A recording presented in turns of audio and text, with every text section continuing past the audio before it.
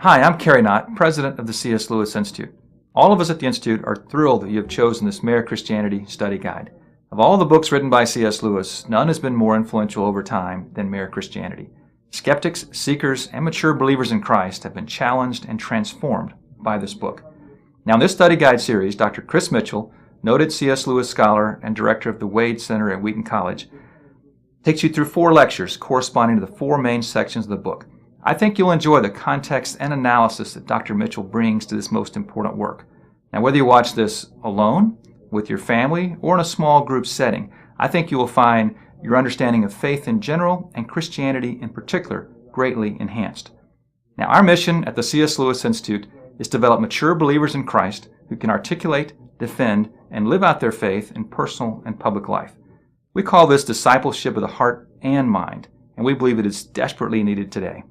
Now, if you'd like to learn more about the C.S. Lewis Institute, please go to our website at www.cslewisinstitute.org.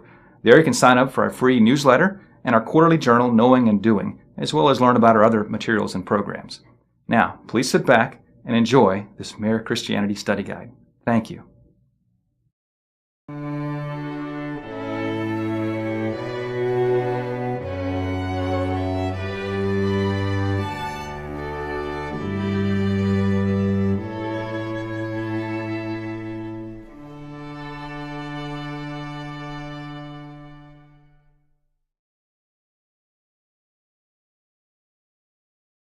Well, this evening and tomorrow, my task, as I understand it, is to take you through C.S. Lewis's book, Mere Christianity.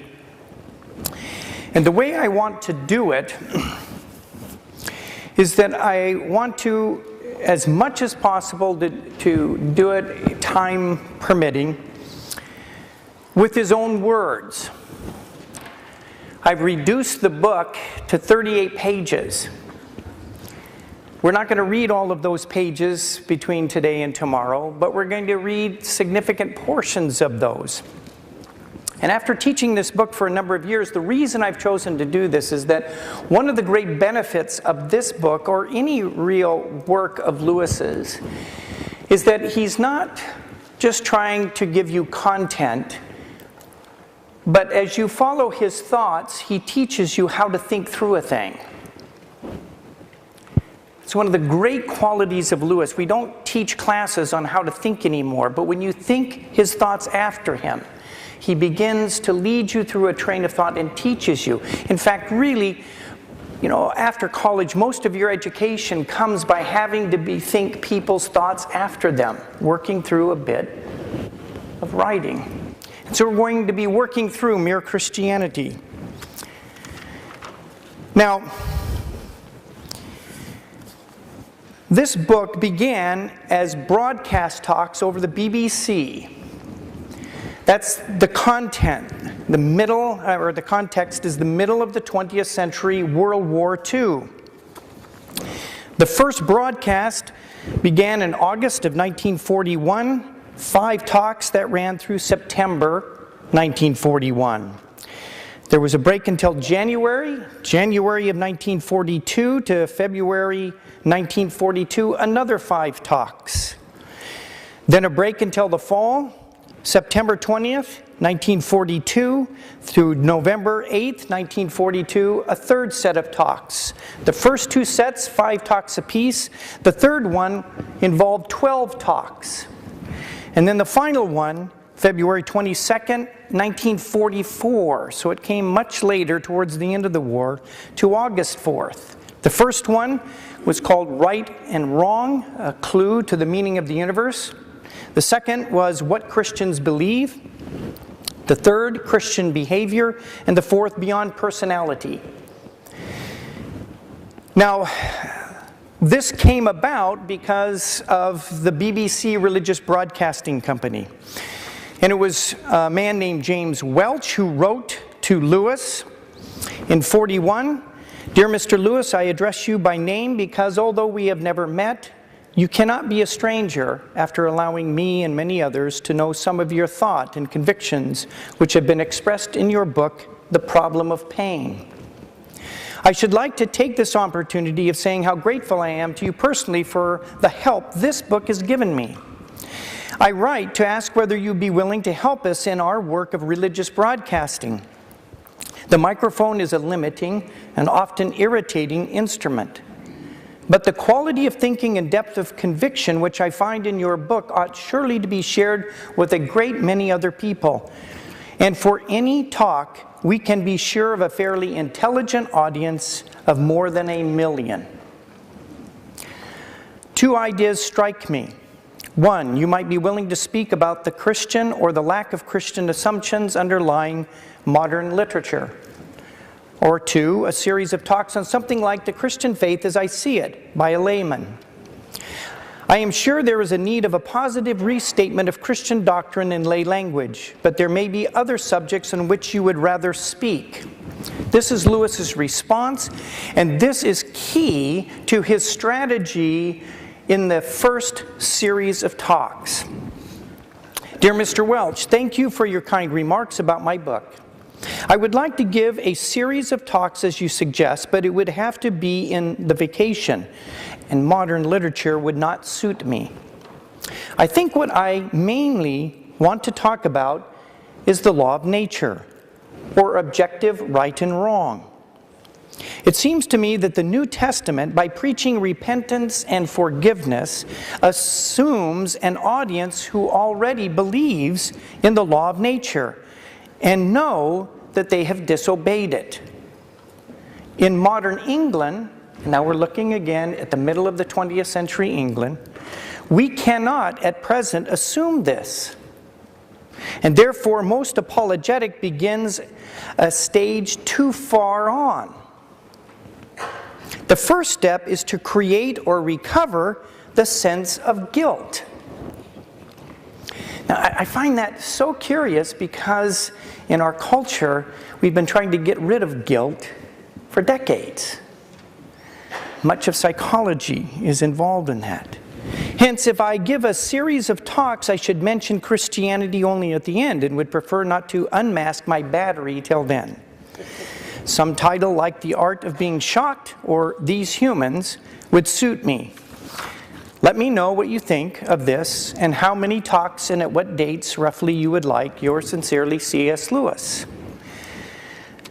Now, this is the controlling idea that gets us into Mere Christianity. He again expressed this same sort of idea of pre-apologetic, as you might say, in a letter to a priest in Rome. It's involved in what are called the Latin letters of C.S. Lewis. This exchange for 15 years was all in Latin. That's the only language they had in common. This was dated in 1953, September. About remedies, the question is more difficult. For my part, I believe we ought to work not only at spreading the gospel, that certainly, but also at a certain preparation for the gospel. It is necessary to recall many to the law of nature before we talk about God. For Christ promises forgiveness of sins, but what is that to those who, since they do not know the law of nature, do not know that they have sinned? Who will take medicine unless he knows he is in the grip of a disease? Moral relativity is the enemy we have to overcome before we can even tackle atheism. I would almost dare to say, first let us make the younger generation good pagans, and afterwards let us make them Christians. In other words, what he's saying is the good old pagans had a conscience, had a sense in which that there was something that held them to a right and wrong, and that they often violated it. But in modern English-speaking world, that was no longer the case. So that is how he begins this first set of broadcast talks. Right and wrong as a clue to the meaning of the universe.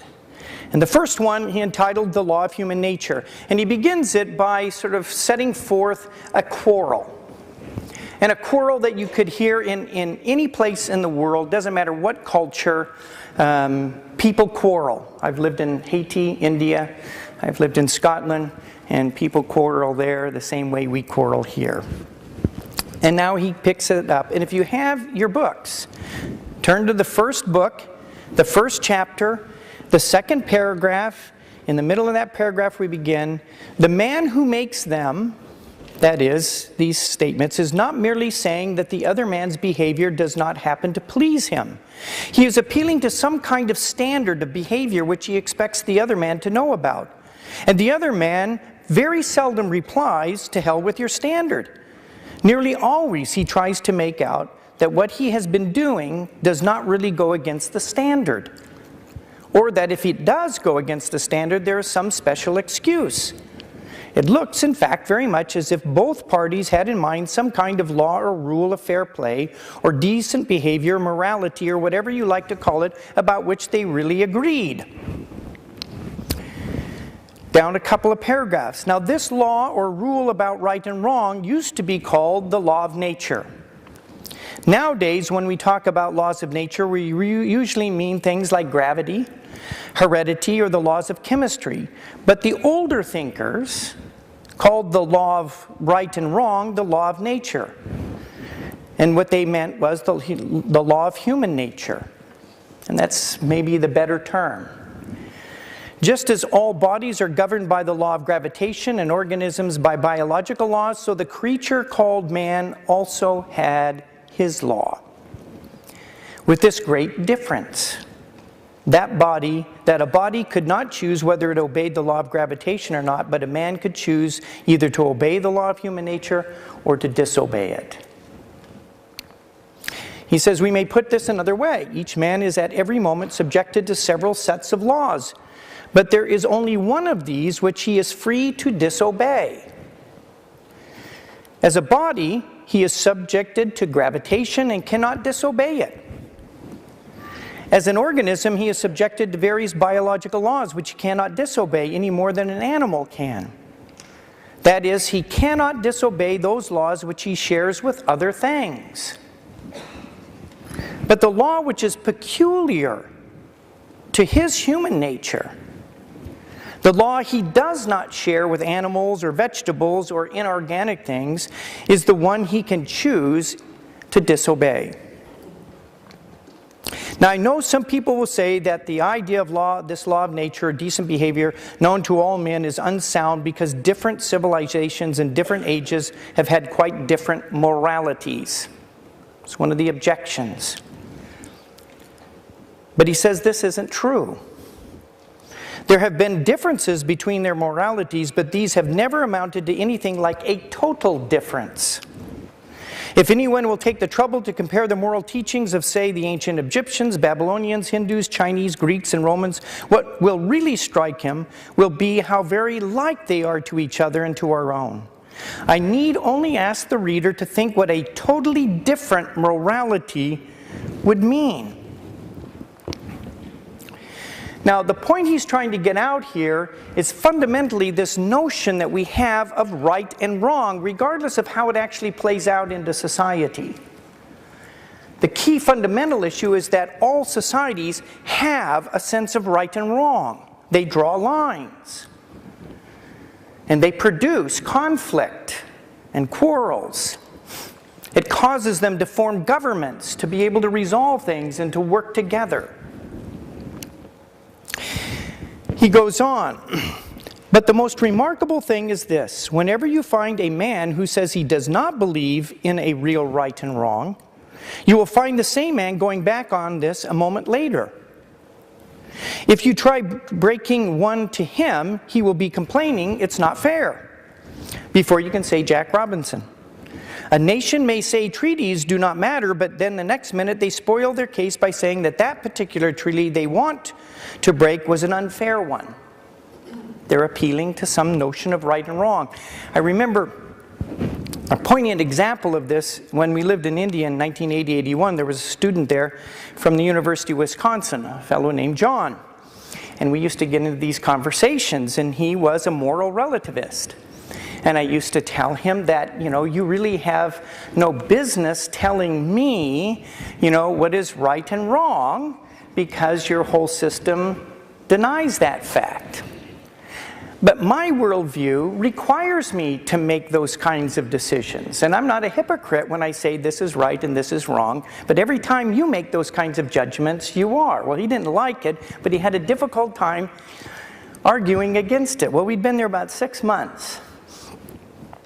And there are a number of us sitting around. And we're talking about our various experiences in India. And all of a sudden, John pipes up. And he had witnessed something that very morning. I won't tell you what it was. But when he got through it, and you could tell he was disgusted, he turned, he looked right at me, and he says, "And I don't care what you say, that's wrong." And I didn't have to say anything. You know, that there's a point in which we can try to make this all relative, but there's a point in which we just dig in our heels. Now it seems then, Lewis concludes, we are forced to believe in a real right and wrong. Now if we are agreed about that, I go on to my next point, which is this. None of us really are keeping this law of nature. Now note what he's trying to do in his strategy. If he's ever going to talk about Christianity, he has to get people to a place in which they feel like they've actually violated something. They're guilty of something.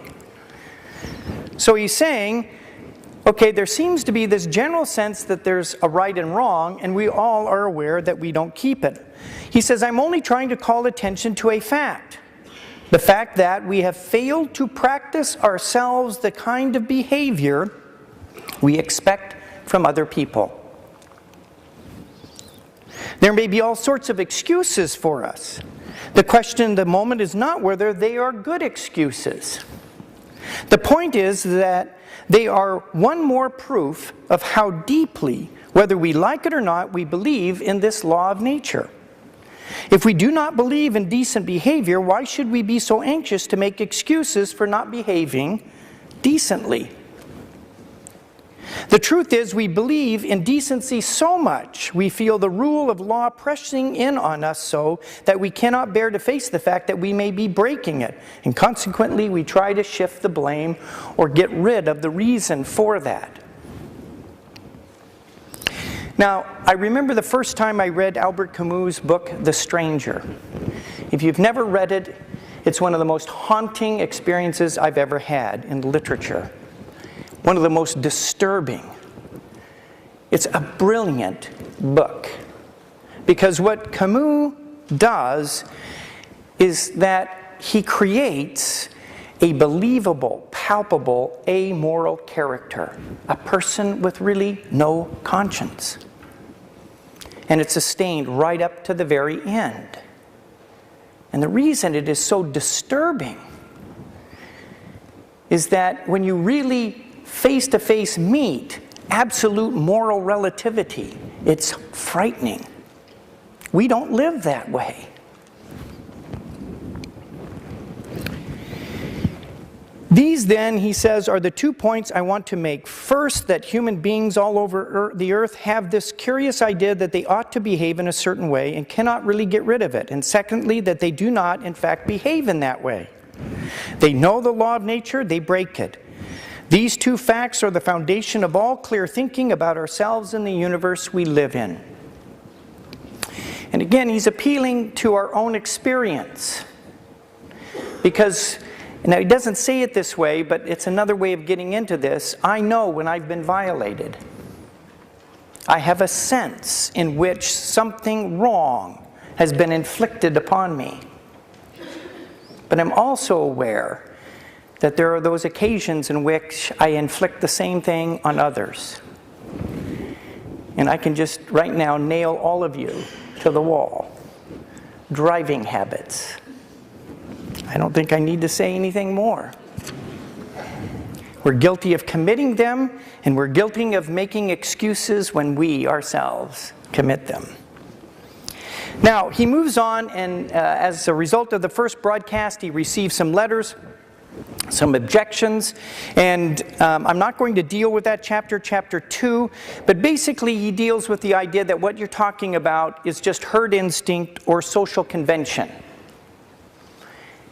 And he goes through and says, yes, I believe there's herd instinct, and I believe there's social convention, but that's not what I'm talking about. And he makes that distinction, and I'll let you look at that. In the third broadcast, called The Reality of the Law, he says, I now go back to what I said at the end of the first chapter, that there were two odd things about the human race. The first one is that we're haunted by the idea of some sort of behavior that we ought to practice, what you might call fair play or decency or morality or the law of nature. And second, that we do not in fact do this. We break it.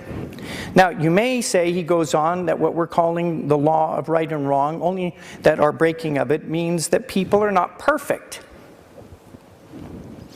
He says, I'm not concerned at this point about blame. He says, I'm trying to get to a truth or a fact. And from that point of view, the very idea of something being imperfect, of it not being what it ought to be, has certain consequences. That's his entire point. For example, if you take a thing like a stone or a tree, it is what it is, and there seems no sense in saying it ought to have been otherwise. When you say that falling stones always obey the law of gravitation, is not this much the same as saying that the law only means what stones always do when you let go of them. You do not really think that when a stone is let go, it suddenly remembers that it is under orders to fall to the ground. You only mean that, in fact, it does fall. In other words, you cannot be sure that there is anything over and above the facts themselves of just a falling rock. Any law about what ought to happen is distinct from what does happen. It just does. Now, the laws of nature as applied to a stone or trees may only mean what nature in fact does. But if you turn to the law of human nature, it is a different matter. That law certainly does not mean what human beings in fact do. For as I said before, many of them do not obey this law at all, and none of them obey it completely. But the law of human nature tells you what human beings ought to do and do not. In other words, when you're dealing with humans, something else comes in above and beyond the actual facts. You have the facts, how men or people do behave, and you also have something else, how they ought to behave. In the rest of the universe, there need not be anything but the facts to explain everything. But this, the explanation, requires something else. Now, this is so peculiar, he says, that one is tempted to try to explain it away. For instance, we might try to make out that when you say a man ought not to act as he does, you only mean that the same as when you say that the stone is the wrong shape. Namely, that what he is doing is inconvenient to you. But that is simply untrue. A man occupying the corner seat in the train because he got there first and a man who slipped into it while my back was turned and removed my bag are both equally inconvenient. But I blame the second man and I do not blame the first. Sometimes all the behavior which I call bad is not inconvenient to me at all, but the very opposite. And he goes in and he uses an illustration of the war and a traitor. Now he moves on, and again, as he's moving through this idea that this is very peculiar, that we can't get rid of this idea of a sense of right and wrong. And it doesn't seem to be able to be explained from within the particulars of where we live. And he says, and this is where I want to stop right now. Men ought to be unselfish, ought to be fair. Not that men are unselfish, nor that they like being unselfish, but that they ought to be. It is not mere fancy, for we cannot get rid of the idea, and most of the things we say and think about people would be reduced to nonsense if we did. And it is not simply a statement about how we should like men to behave for our own convenience, for the behavior we call bad or unfair is not exactly the same as the behavior we find inconvenient. It may even be the opposite. Consequently, as he ties this broadcast off, this rule of right and wrong, or law of human nature, whatever you call it, must somehow or other be a real thing. A thing that is really there, not made up by ourselves. And it begins to look as if we shall have to admit that there is more than one kind of reality. That is, that in this particular case, there is something above and beyond the ordinary facts of human behavior, and yet quite definitely real, a real law which none of us made, but which we find pressing in on us.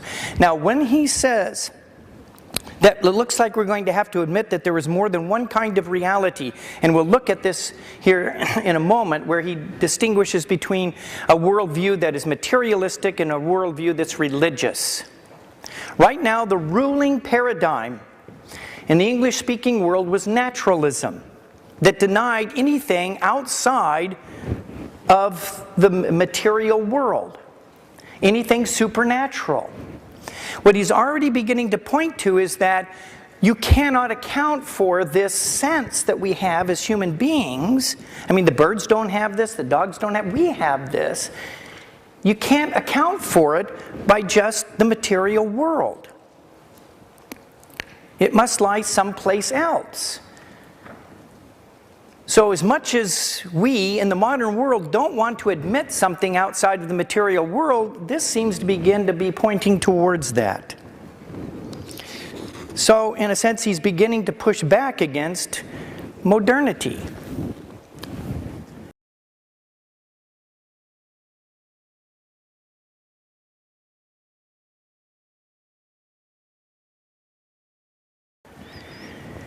Now he moves in the fourth broadcast talk to what lies behind this law. Let us sum up. He's moving from the last broadcast talk into the next. These were on a weekly basis. I should also mention to you, he's passed away now. He was a very close friend of Lewis's. I got to know him fairly well. And he remembers listening to these broadcasts when he was in the service. And he says the audience was just amazing, some educated and some not. And he can remember when the time came, everybody, they'd say, "Shut up, blokes, Mr. Lewis is on," and they'd turn on the radio. And he would take him each week. And so now he's saying, let's sum up. When you say that nature is governed by certain laws, this may only mean that nature does in fact behave in a certain way. But in the case of man, we saw that this will not do. The law of human nature, or right and wrong, must be something above and beyond the actual facts of human behavior, a real law which we did not invent and which we know we ought to obey. Now I want to consider, he says, I want to consider what this tells us about the universe we live in. If we accept these two facts, it's there, we don't obey it. Ever since men were able to think, they have been wondering what this universe really is and how it came to be there. And two views have been held, two basic views. The first is what is called the materialist view. People who take that view think that matter and space just happen to exist and always have existed. Nobody knows why, and that matter, behaving in certain fixed ways, has just happened by a sort of fluke to produce creatures like ourselves who are able to think. By one chance in 1,000 or 1,000,000, something hit our sun and made it produce the planets, and by another thousandth chance, the chemicals necessary for life and the right temperature occurred on one of these planets, and so some of the matter on this earth came alive, and then by a very long series of chances, the living creatures developed into things like us. That's the materialist view. Now, let me summarize this view, which was called naturalism in Lewis's day. 3 principles to this. Only nature exists. Nothing that exists has any supernatural significance. And the third and most important is that scientific laws are able to account for all reality, all things. That's modernity. That's the inheritance of the Enlightenment. That's materialism. That's naturalism. Only nature exists, nothing that exists has any supernatural significance, and scientific laws are able to account for all phenomenon, all reality. Matter is the whole show. The other view, Lewis says, is the religious view, and now we're not talking about Christianity, we're talking about all of the human story that's always believed that there's something above matter. There's matter, but there's also more than matter. According to it, what is behind the universe is more like a mind than it is like anything else we know. That is to say, it is conscious and has purposes and prefers one thing to another. And on this view, it made the universe, partly for purposes we do not know, but partly, at any rate, in order to produce creatures like itself. I mean, like itself to the extent of having minds. Now, supposing science ever became complete, so that it knew every single thing in the whole universe, is it not plain that the questions, why is there the universe, why does it go on as it does, has it any meaning, would remain just as they were, unanswered? Because unpacking all the particulars cannot answer those kinds of questions, because they precede anything, as it were. Do you see that? So our hope in science being able to account for all things may be misdirected, and especially if we begin to look at this notion of morality that's embedded in the human experience, that really can't be accounted for, as he's going to go on and argue. Now, the other thing I'll just note here is that what we have to realize here in the West is that the religious worldview has dominated the human story from its beginning. And it has dominated the human story for the last 200 years as well, in terms of, you look at the world and its population. This materialist worldview has dominated a small part of the human story for the last couple hundred years in the West. Okay? That you need to keep in mind, because that used to eat at Lewis. And the argument he's taking us through is one of the arguments that led him out of atheism to theism.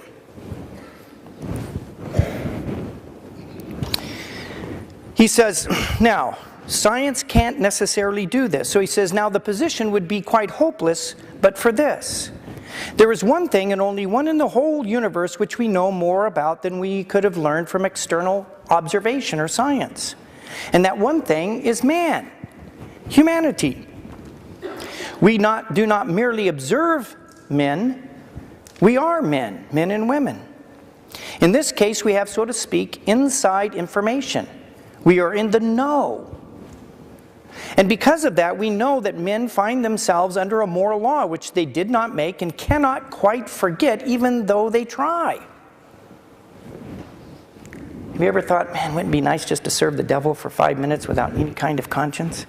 It's hard to do. They know they ought to obey it. Now, the position of the question then is like this. We want to know whether the universe simply happens to be, and what it is, and what it is for no reason, or whether there is a power behind it. One is that it exists for no reason, materialist view, or that there is something that explains it, the religious view. That's the question. Since that power, if it exists, if there is something outside the material world, he says, if that exists, it would not be one of the observed facts, but a reality which makes them. No mere observation of the facts can find it. So he says, if there is something above and beyond, it would not be one of the facts that we observe. And so science would never find it, you see, because it's not in the material world. There is only one case in which we can know whether there is anything more, namely our own case, and in that one case we find there is. Or to put it in another way around, if there was a controlling power outside the universe, it could not show itself to us as one of the facts inside the universe. Illustration, he says, no more than an architect of a house could actually be a wall or a staircase or a fireplace in that house. The house, if it could think, would not be aware of the architect. It would only be aware of itself, the environment in which it itself resides. The only way in which we could expect it to show itself would be inside ourselves as an influence or a command trying to get at us to behave in a certain way. And that is just what we do find inside ourselves. Surely this ought to arouse our suspicions. And again, this statement here is important for Lewis because he was steeped in atheism, in naturalism, and he put all of his confidence in it. But as he began to look into these things, it could not account for everything. You see, it didn't, and especially couldn't account for this strange, peculiar phenomenon that we, these creatures, can't be content with the way things are. We make these rules, and it aroused suspicions in his mind, in his thinking. He didn't want to hear them. If you read his autobiography, Surprised by Joy, towards the end he uses these terms, checkmate. This guy is desperately trying to find some place to hide from what he ended up calling the transcendental interferer. God, who wanted to come in and sort you out. And Lewis didn't want anybody sorting him out. He talked about his monstrous individualism. So these sorts of things are terribly uncomfortable. He knew it by experience. He says, in the only case where you can expect to get an answer, the answer turns out to be yes. And in the other cases where you do not get an answer, you see why you don't.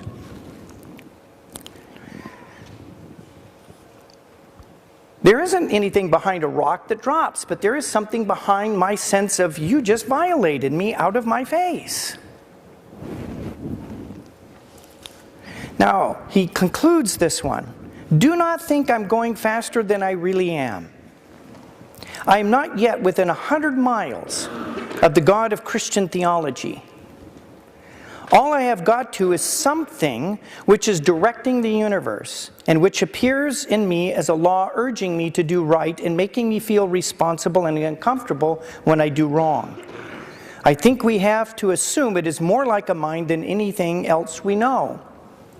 Because after all, the only other thing we know is matter, and you can hardly imagine a bit of matter giving instructions. In the next chapter, we shall see if we can find out anything more about it. Okay, now you're going to have to go back and read this book and read through it slowly. Again, what I'm trying to do is distill for you, what Lewis is doing here.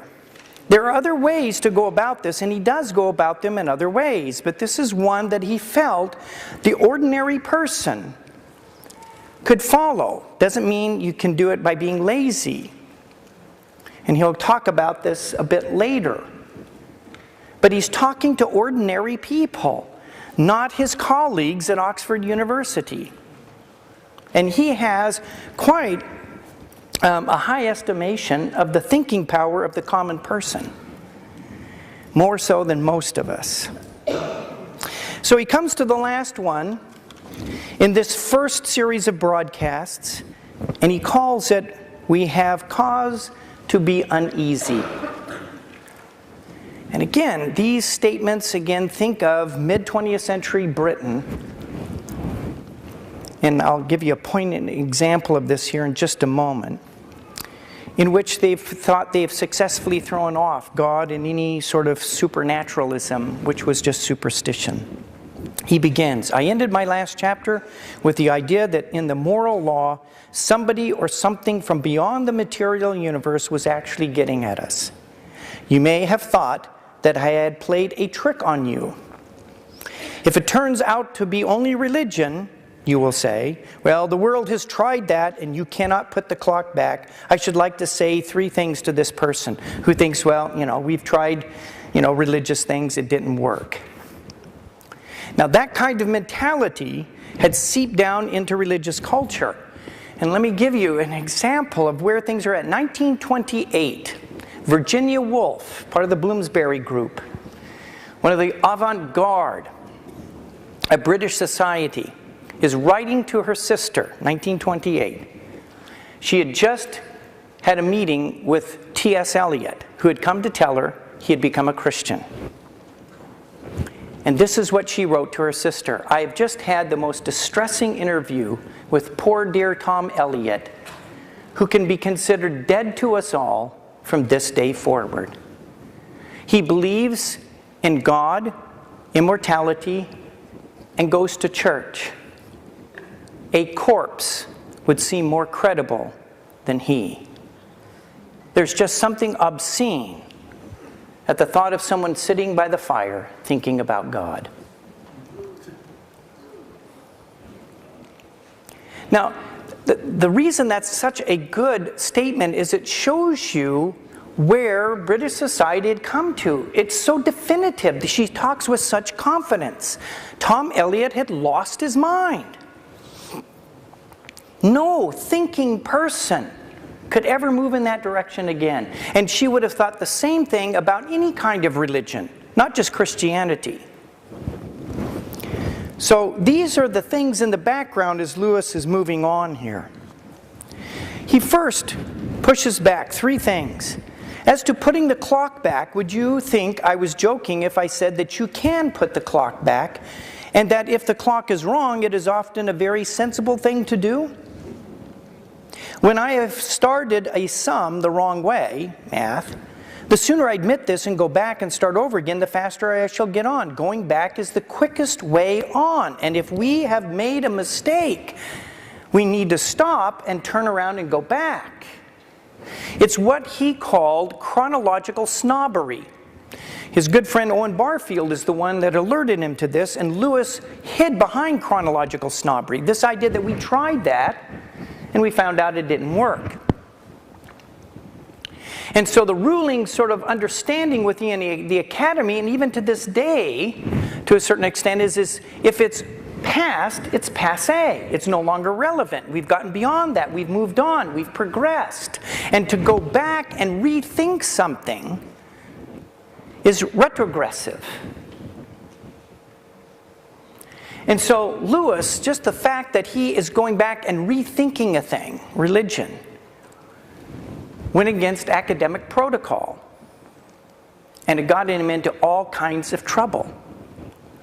And when he finally made the step like Eliot, he began to be hated in Oxford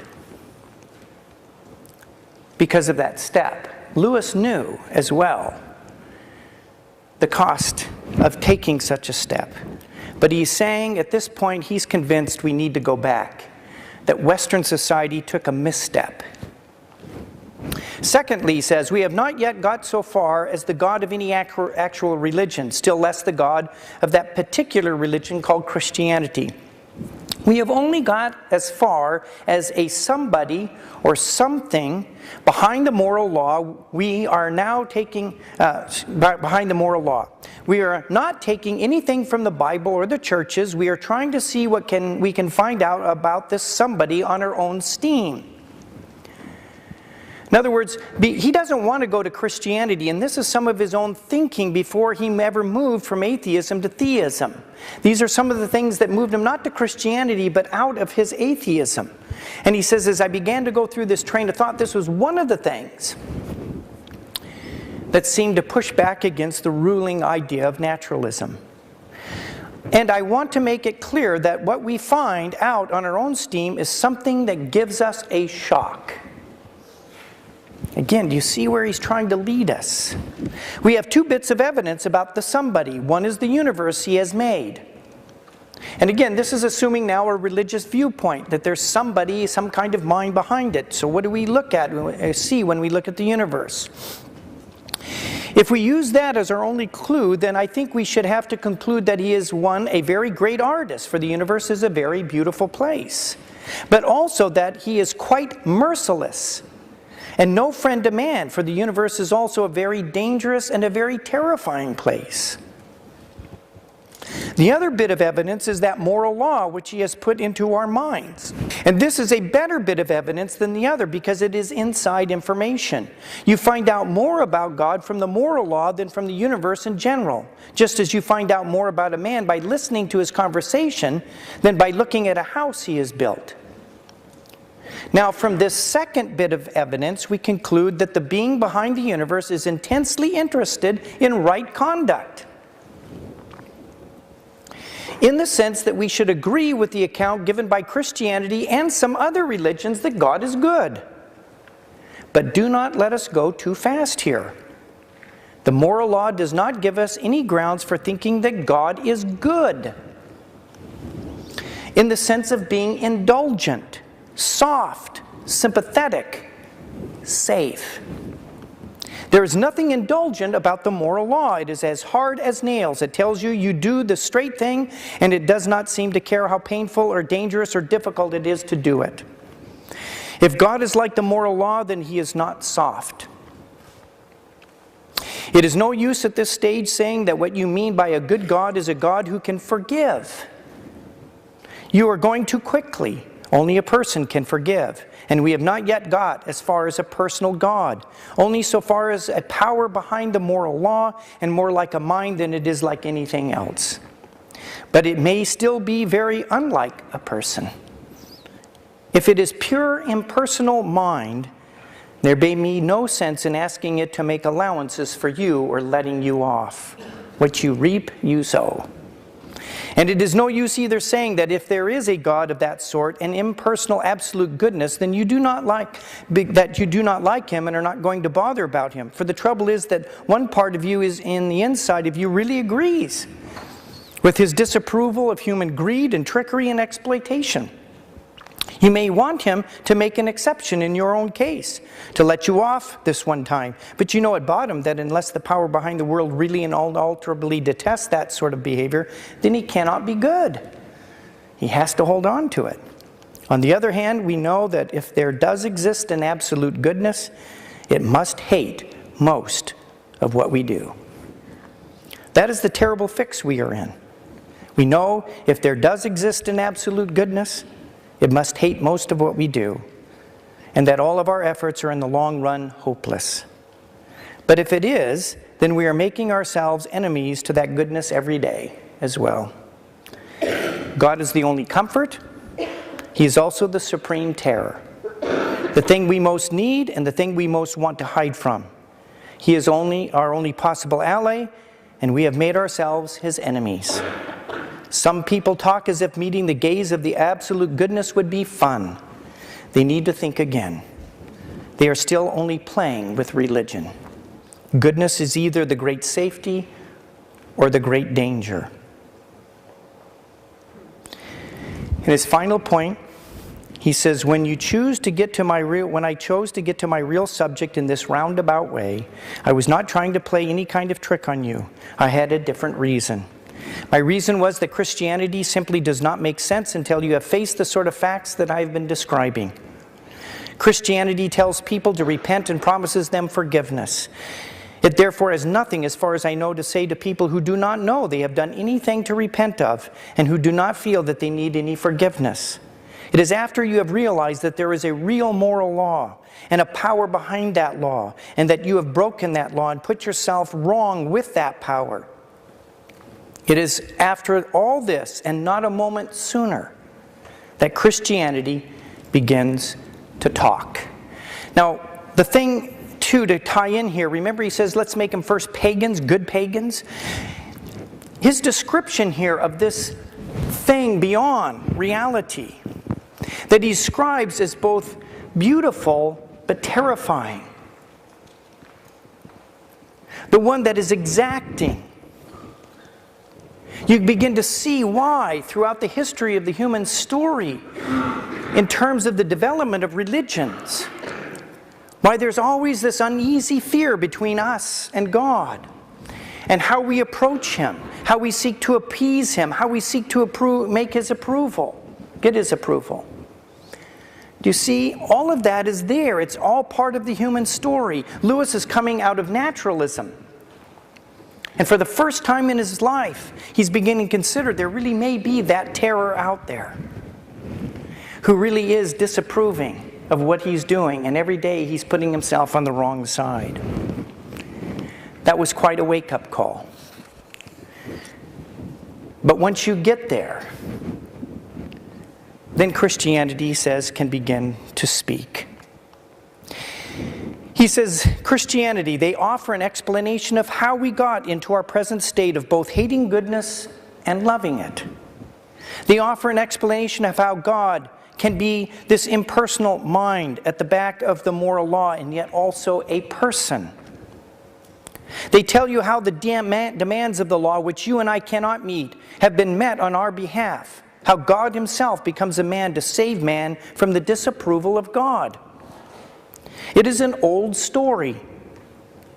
All I am doing is to ask people to face the facts, to understand the questions which Christianity claims to answer. And they are very terrifying facts. I wish it was possible to say something more agreeable, but I must say what I think true.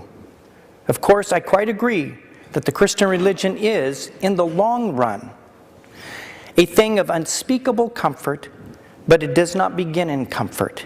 It begins in the dismay I have been describing. And it is no use at all trying to go on to that comfort without first going through that dismay. That is how he ended that second set of broadcasts that really were back to back. That was his message to Britain. And I've had the opportunity to speak to people who heard those broadcasts. They were young. I mean, most of them that were in middle age, of course, have passed away. But one of the things that is difficult for us because of our educational system is we're no longer taught how to think in a linear fashion from one point to the other. We have just these little pot shots that come. And so it's difficult for us to follow a line of thought. Even the so-called uneducated were able to follow these talks on the BBC. If we find it difficult, we should also stop and think, wait a minute, where have I come to in my thinking and my ability to think? Well, we need to take a break and we'll come back and pick up.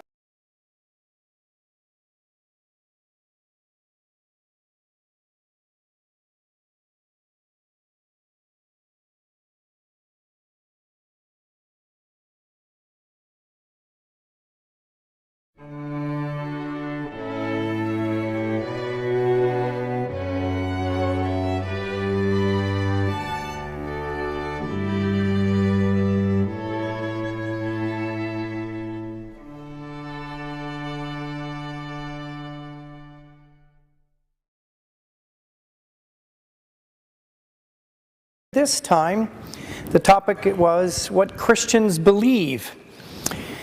And what he's doing here is he's trying to look at what he would call mere Christianity.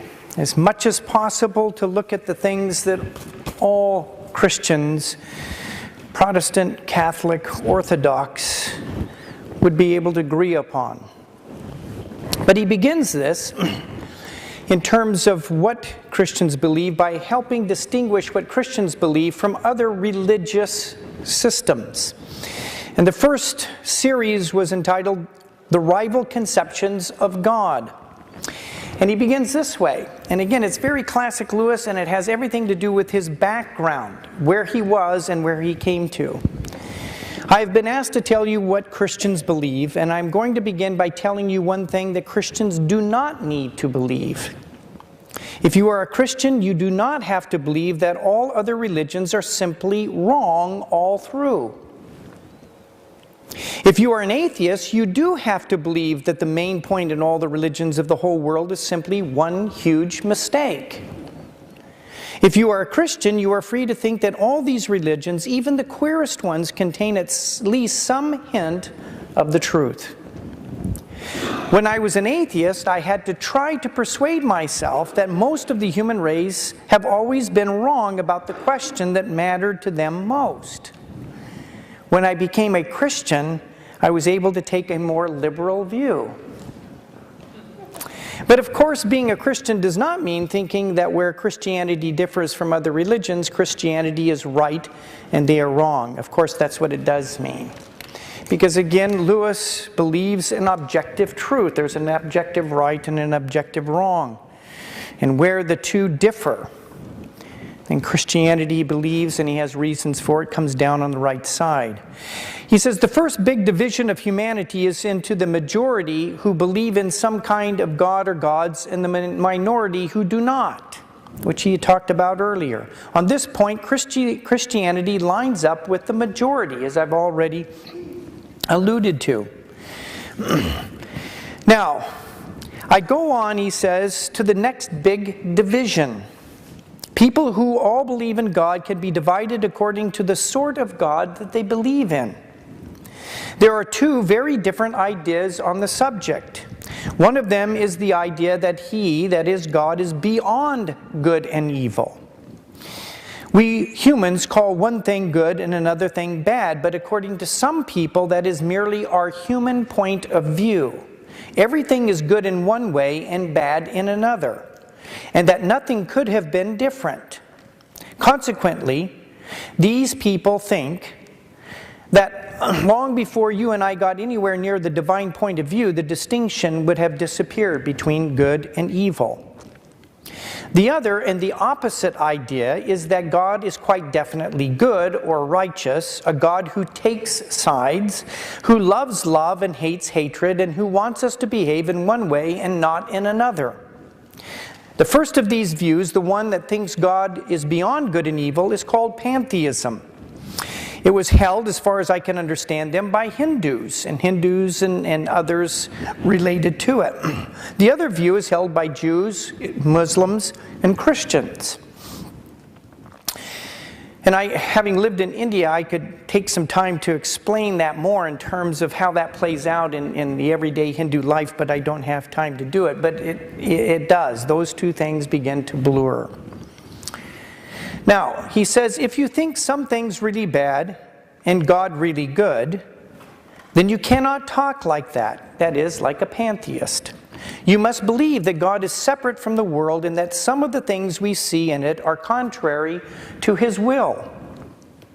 Confronted with a cancer or a slum, the pantheist can say, if you could only see it from the divine point of view, you would realize that this also is God. The Christian replies, don't talk damn nonsense. Now remember his audience. It thinks God made the world, that space and time, heat and cold, and all the colors and tastes, and all the animals and vegetables are things that God made up out of His head as a man makes up a story. But it also thinks that a great many things have gone wrong with the world that God made, and that God insists, and insists very loudly, on putting them right again. Now, this contrast in terms of a pantheistic view of things and what we might call a Christian worldview, that notion plays itself out in terms of the whole notion of salvation as well. For a Hindu, the only escape is to escape from the story completely. So salvation or nirvana is ceasing to exist as an individual I. You're merged in the all-pervasive reality of Brahman. It's like a drop of water going into the ocean. It's gone. There's no more I or self. And the Christian concept of salvation, to them is an abomination. Because it talks about an immortal, forever embodied state. And that's the very thing they're trying to be saved from. They're not, two roads going to the same direction. They're going into opposite directions. And they don't have any problem with that, folks. It's just us here in the West that have a problem. We're so insecure that we got to make sure that everybody really is included in going in the same direction. And if they're not, then somehow we feel something's out of kilter. But the rest of the world really doesn't have that kind of hang-up. Lewis goes on. And of course, that raises a very big question. If a good God made the world, why has it gone wrong? The question of evil, the problem of evil. My argument against God, when he was an atheist, Lewis says, was that the universe seemed so cruel and unjust. But how had I got this idea of just and unjust? A man does not call a line crooked unless he has some idea of a straight line. What was I comparing this universe to? How was I coming to a point of saying it was unjust? If the whole show was bad and senseless from A to Z, why did I, who was supposed to be part of the show, find myself in such violent reaction against it? If I'm part of it, like a tree, like a bird, a dog, why can't I accept the show? Why do I take this step outside, as it were, of the show and render a judgment on the show when I'm a part of that show? He says, a man feels wet when he falls into the water, because man is not a water animal. A fish would not feel wet. Again, his point. Of course, I could give up my idea of justice by saying it was nothing but a private idea of my own. But if I did that, then my argument against God collapsed. For the argument depended on saying that the world was really unjust. So I can't be a God. Not simply that it did not happen to please my private fancies. Thus, in the very act of trying to prove that God did not exist, in other words, that the whole reality was senseless, I found I was forced to assume that one part of the reality, namely my idea of justice, was full of sense. Consequently, atheism turns out to be too simple. If the whole universe has no meaning, we should never have found out that it has no meaning, because we're just part of the show. He made a statement when he was a young lad. Shows you how precocious he was in these things. He struggled, he said, while he maintained that God did not exist, he was also angry with God for not being there. And was equally angry for creating the world that he did. He called it a whirl of contradictions that he lived in, that he could not resolve. So that was the end of the first broadcast talk on what Christians believe, trying to sort out what they don't believe and basically what they do in a very broad way. He named the second one the invasion. Very well then, atheism is too simple, and I will tell you another view that is also too simple. It is the view I call Christianity in water. The view which simply says there is a good God in heaven and everything is all right, leaving out all the difficult and terrible doctrines about sin and hell and the devil and redemption. And he's basically taking a shot at liberal Protestant theology that says the fatherhood of God, the brotherhood of all mankind, and we're really all getting better.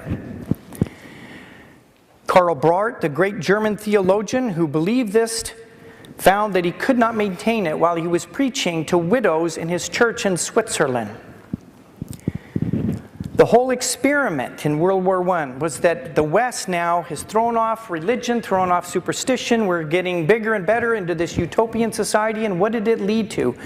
Them killing one another in the most atrocious war. We're getting bigger and better. He couldn't preach this stuff anymore. This liberal, everything's okay idea. Lewis went through that war and was wounded in the trenches. He understood that experience. He says it is no good asking for a simple religion. After all, real things are not simple. They look simple, but they are not.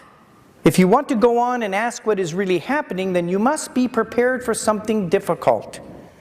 If we ask for something more than simplicity, it is silly then to complain that something more is not simple. I can remember an old prof telling me that God never put the cookies on the lower shelf. And that's one of our problems as Christians, is we're intellectually weak, even us. We do not want to work very hard at understanding the world that we're in.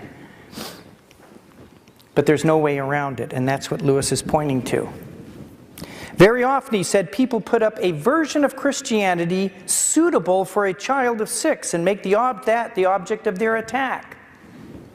When you try to explain the Christian doctrine as it really is held by an instructed adult, they begin to complain that you're making their heads turn round and that it is all too complicated, and that if there really were a God, then he would surely have made religion simple. Do you see? You can't win with them. They put up some simple view of Christianity and shoot it down. So you say, but that's not real Christianity. So you go into it and they say, now it's too complicated. And God wouldn't do that in the first place. And what he responds in saying to this is, notice their idea of God making religion simple, as if religion was something God invented, and not his statement to us of certain quite unalterable facts about his own nature. It is what it is. Besides being complicated, reality in my experience is usually odd.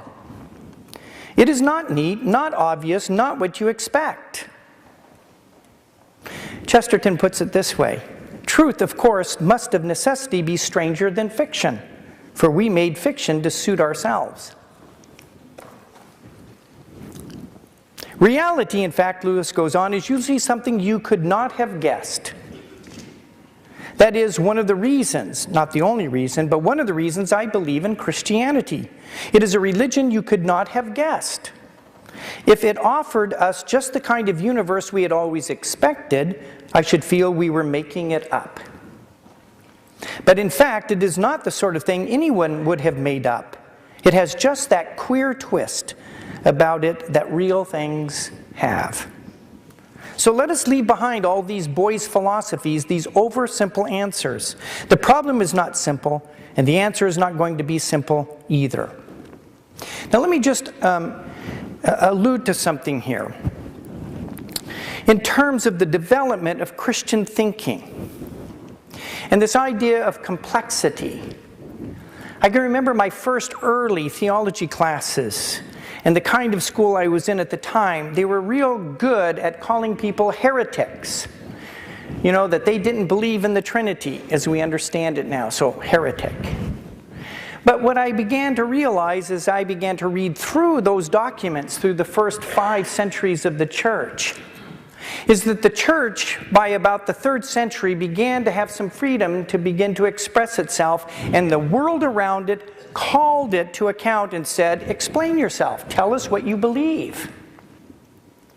And one of the things the church had been doing for those 3 centuries was worshiping Jesus as God. Before it was actually a formal document, it was a part of their praxis, their experience. It was what they inherited. But now they need to explain this because the Christians were accused of 3 things. They were cannibals, they were immoral, and they were atheists. They were cannibals because they did this weird thing of eating and drinking Jesus' body and blood. They were immoral because they used to go behind doors into these love feasts, as they called them, which was really the breaking of bread. And they give each other a holy kiss as they went in. And folks, that was a real kiss, not some peck on the cheek. And they were atheists because they did not believe in the pantheon of gods. So they said, what do you believe? Okay, now you have this problem of saying, okay, we believe in a God that's one, but we've been worshiping and acknowledging Father, Son, Holy Spirit. How do you do that? How do you express that? Do you see the problem? Nobody would have asked for that kind of issue.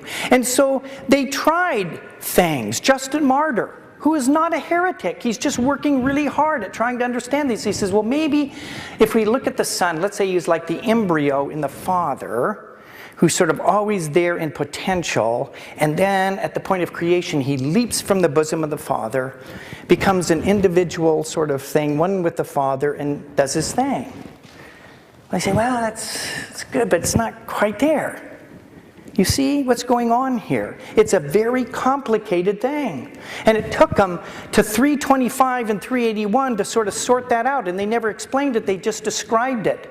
Once they got that, they said, okay, now we say that one of these actually became a human being without ceasing to be God, but a fully human. Whew. What do we do with that? Do you see what they were up against? It was very, very difficult. And that's what Lewis is saying here. Life is not simple. God is not simple. And to say what we believe is not going to be simple either. Now, he says, what is the problem? A universe that contains much that is obviously bad and apparently meaningless, but containing creatures like ourselves who know that it is bad and meaningless. There are only 2 views that seem to face all the facts. One is the Christian view that is that this is a good world that has gone wrong but still retains memory of what it ought to have been. The other is the view called dualism. Dualism means the belief that there are two equal, independent powers at the back of everything, one of them good, the other bad, and that the universe is a battlefield in which they fight out an endless war. He says, these two powers are spirits, one good and bad. There's a catch to that idea, though. One, an inconsistency, one that he had difficulty with. They're supposed to be quite independent. They both existed from all eternity. Neither of them made the other. Neither of them has any more right than the other to be called God. Each presumably thinks it's good and thinks the other bad. Otherwise, they wouldn't be warring. One of them likes hatred and cruelty. The other likes love and mercy. And each backs its own view. Now, this is a real view. He's bringing it down to communicate to ordinary people. Now, what do we mean when we call one of them a good power and the other bad? It certainly isn't inherent in that worldview, you see? Because if that's really true, then those are the two great realities, and those are the things that are. And they themselves do not call this a moral issue in the way that we do. We look at them and we're trying to sort this out, and so we make the distinction and we say one's good and one's bad. Now, what Lewis goes on to say is, what makes us call one good and one bad? Where does that come from? Well, it doesn't come from these two things. So there must be something prior to that. So we're back to the same place. He summarizes it this way: but the moment you say that you are putting into themselves, into the universe, a third thing in addition to the two powers, some law or standard or rule of good which one of the powers conforms to and the other fails to conform to, exists. But since the two powers are judged by this standard, then this standard, or the being who made this standard, is farther back, higher up than either of them. And he will be the real God. In fact, what we meant by calling them good and bad turns out to be that one of them is in the right relation to the ultimate God and the other one is in the wrong relationship. And we're back to a view that's very different than dualism. He says the same point can be made in a different way. Goodness is, so to speak, itself. Badness is only spoiled goodness. There must be something good first before it can be spoiled. Even to be bad is to borrow or steal from some opponent. And do you now begin to see why Christianity has always said that the devil is a fallen angel? That is not a mere story for children. It is a real recognition of the fact that evil is a parasite, not an original thing. The powers which enable evil to carry on are powers given it by goodness. That is why dualism, in a strict sense, will not work. In other words, if you look at things, bad can become worse. But bad doesn't move to good. Bad is always some movement away from the good, a perversion. Certainly that is true in our experience. But Lewis goes on, but I freely admit that real Christianity, as distinct from Christianity in water, goes much nearer to dualism than some people think. Christianity agrees with dualism that this universe is at war. But it does not think that this is a war between independent powers. It thinks it is a civil war, a rebellion, and that we are living in that part of the universe occupied by the rebel. Let me say that again. It's more like a civil war, and that we are living in the part of the universe occupied by the rebel. Enemy-occupied territory. That is what this world is. Christianity is the story of how the rightful king has landed, you might say, landed in disguise, and is calling us all to take part in a great campaign of sabotage. When you go to church, you are really listening in to the secret wireless from our friends. Now, that probably goes over our heads here, but if you put yourself during World War II in the middle of Britain, it makes all the sense in the world. That is why the enemy is so anxious to prevent us from going to church. I know someone will ask me, do you really mean at this time of day to reintroduce our old friend the devil? And it goes on even with the tail and stuff. And Lewis says, well, I don't know about that. But he says, my answer is, yes, I do. I do not claim to know anything about his personal appearance. If anybody really wants to know him better, I would say to that person, don't worry. If you really want to, you will. Whether you like it when you do is another question. Now, at this point, I should note, in 1947, Lewis's face was on the cover of Time magazine. He was news, big news, because he was a heretic. And do you know what his heresy was? Orthodoxy. An Oxford professor who really believed in these things. That was news in 1947.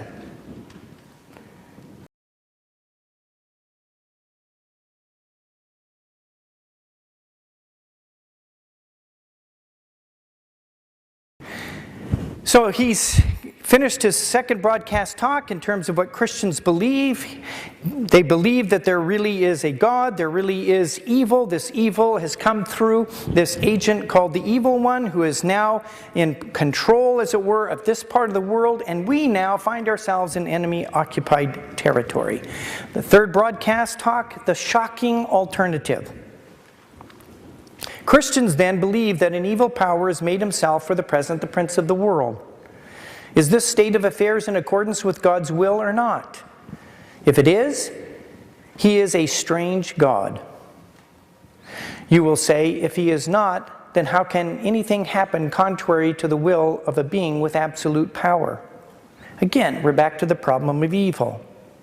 And he goes on into a discussion of what we call the free will argument. And I'm not going to take time to go into it here. You can read it in Mere Christianity. It's even dealt with more fully in his book, The Problem of Pain. The important thing is that all Christians believe that evil is real and that evil has come about by contrary choice against what is good. He says, when we have understood about free will, we shall see how silly it is to ask, as somebody once asked me, why did God make a creature of such rotten stuff that we went wrong? The better stuff, and this is his answer, the better stuff a creature is made of, the cleverer and stronger and freer it is, then the better it will be if it goes right. But also the worse it will be if it goes wrong. A cow cannot be very good or very bad. A dog can be both better and worse. A child better and worse still, and an ordinary man still more so. A man of genius still more so. A superhuman spirit best or worst of all. Psalm 139 says that we are fearfully and wonderfully made. And we really don't know what a fully functioning human being looks like. The beauty and the glory of it, because it's muted because of sin. But the capacity for good is something we cannot imagine. But the capacity for evil is correspondingly great, you see. My little Libby, a Scottish Terrier, can be vicious when it comes to squirrels and rabbits. But Libby does not think up ingenious ways of torturing people. We do. But Libby cannot be nearly as good as anyone in this room can be. And that is Lewis's point. He raises the question, how did the dark power go wrong? A reasonable guess, based on our own experience of going wrong, which we have quite a bit of, the moment you have a self at all, there's the possibility of putting yourself first, wanting to be the center, wanting to be God. In fact, what Satan put into the heads of our remote ancestors was the idea that they could be like gods, be their own masters, invent some sort of happiness for themselves outside God, apart from God. And out of that hopeless attempt has come nearly all that we call human history. Money, poverty, ambition, war, prostitution, classes, empire, slavery. The long, terrible story of man trying to find something other than God which will make him happy. Again, that's the Christian angle on all of this. The reason why it can never succeed is this. God made us, invented us as a man invents an engine. Now God designed a human machine to run on himself.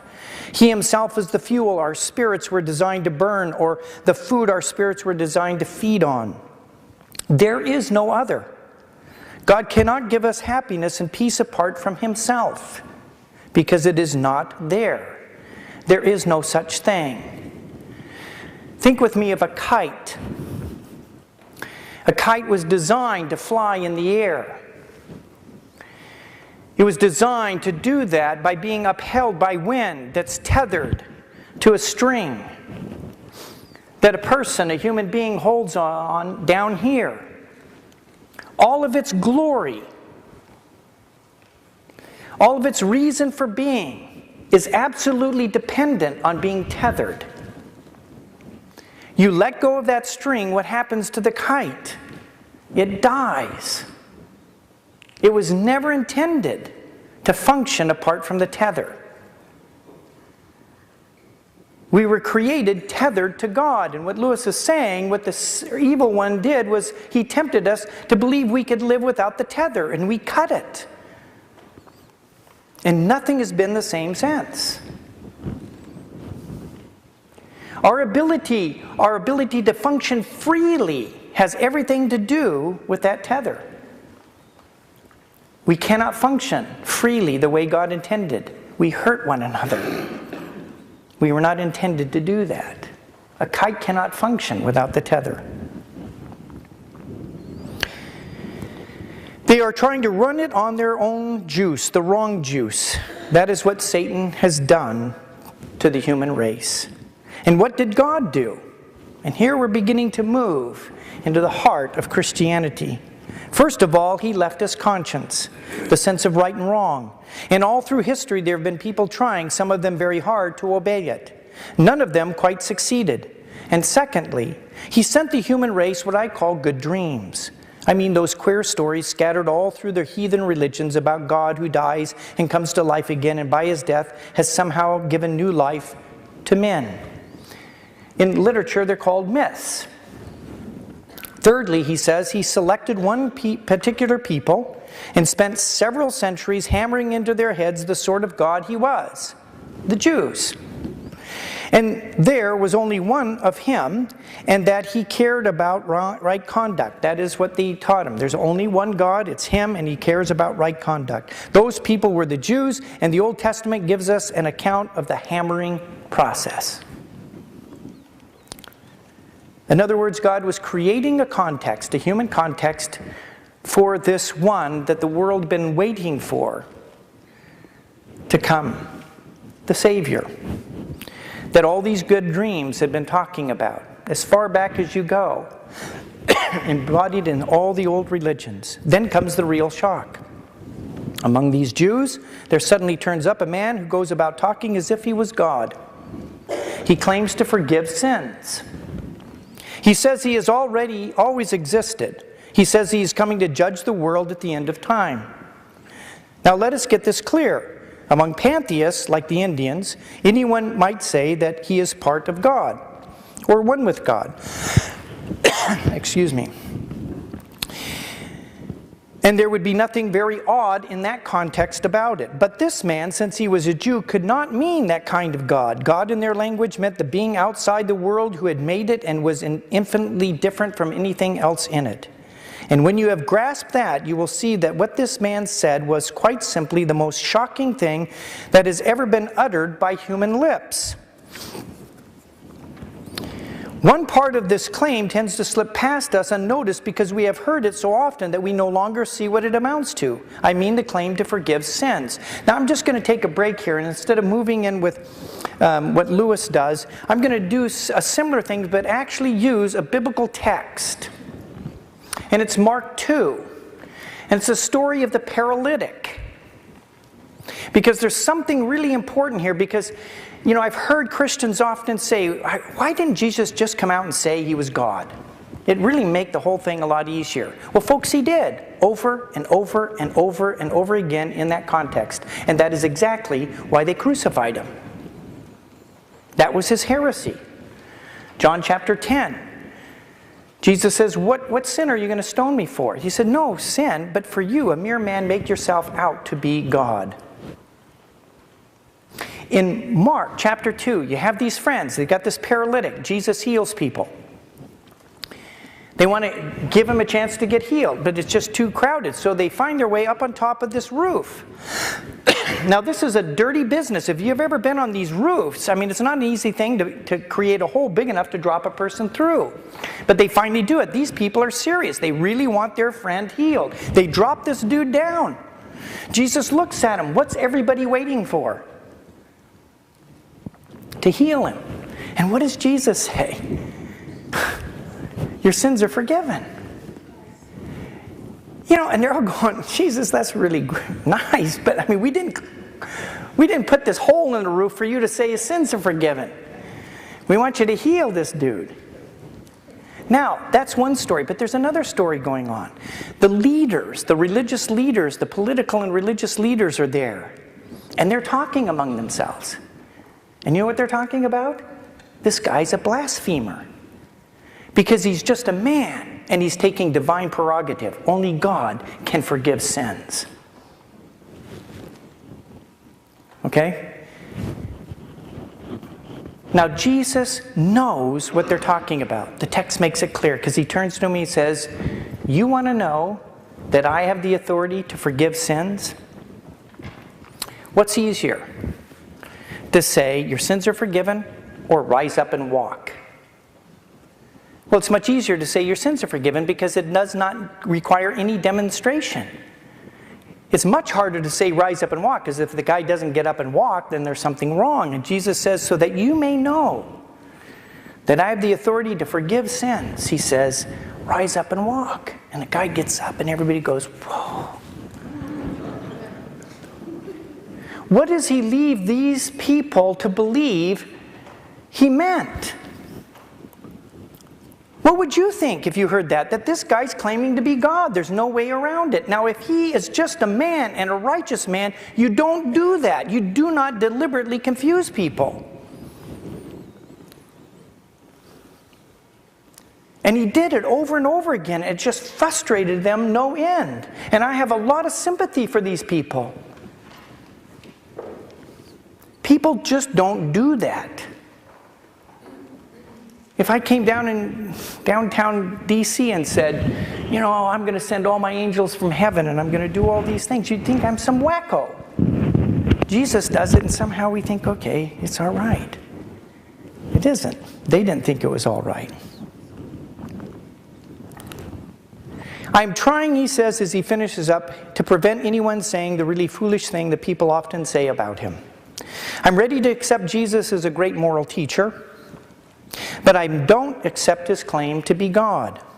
That is the one thing we must not say. A man who is merely a man and said the sort of things Jesus said would not be a great moral teacher. He would either be a lunatic on a level with a man who says he is a poached egg, or else he would be the devil of hell. You must make your choice. Either this man was and is the Son of God, or else a madman, or something worse. You can shut him up for a fool. You can spit at him and kill him as a demon. Or you can fall at his feet and call him Lord and God. But let us not come with any patronizing nonsense about his being a great human teacher. He has not left that open to us, and he did not intend to. Now, what's very interesting is at the turn of the 19th into the 20th century, a very, very important book was written, The Quest for the Historical Jesus by Albert Schweitzer. Schweitzer was a trained theologian before he ever became a medical doctor. And all these lives of Jesus had been written, hundreds of them, French, Spanish, German, English, all claiming to have found the real historical Jesus. Because once you get rid of the supernatural Jesus, which naturalism says it doesn't exist, so there's just got to be a human being. Who is this human being? Will the real Jesus please stand up? Schweitzer went through all of those, and he says, you know, you're not any closer than the church. You've just made a modern Jesus who is no more comfortable in that period of time than he is here. And the way he concluded was, you know, this Jesus, he really was a man who believed that he was God, the Messiah, the Savior of the world. He really believed it and was sincere with all of his heart, but he was just sincerely wrong. He thought he could take the wheel of the world and turn it in a way that would bring all humanity with it. But he didn't. In fact, the opposite. The wheel crushed him. And that's the end of the story of the historical Jesus. The story of the Jesus of faith is something different. Now, I really appreciate Schweitzer because of the honesty in which he went after that question. Because he said, if you just leave it for what Jesus says, what we have, there's really only one conclusion. You cannot make him some modern moral teacher. He goes now in his fourth broadcast talk to the heart of it, what we call the atonement. God has landed on this enemy-occupied world in human form, the incarnation. And now, what was the purpose of it all? What did he come to do about his death and his coming to life again? It is obvious that Christians think the chief point of the story lies here. The main thing is his death and coming back to life. Suffering and being killed. And not simply as an example, but something that accomplishes something real. Now he says, before I became a Christian, I was under the impression that the first thing Christians had to believe was one particular theory about this dying. What I came to see later was that neither this theory nor any other theory is the thing itself. The central Christian belief is that Christ's death has somehow put us right with God and given us a fresh start. Theories as to how it did this are another matter. A good many different theories have been held as to how it works.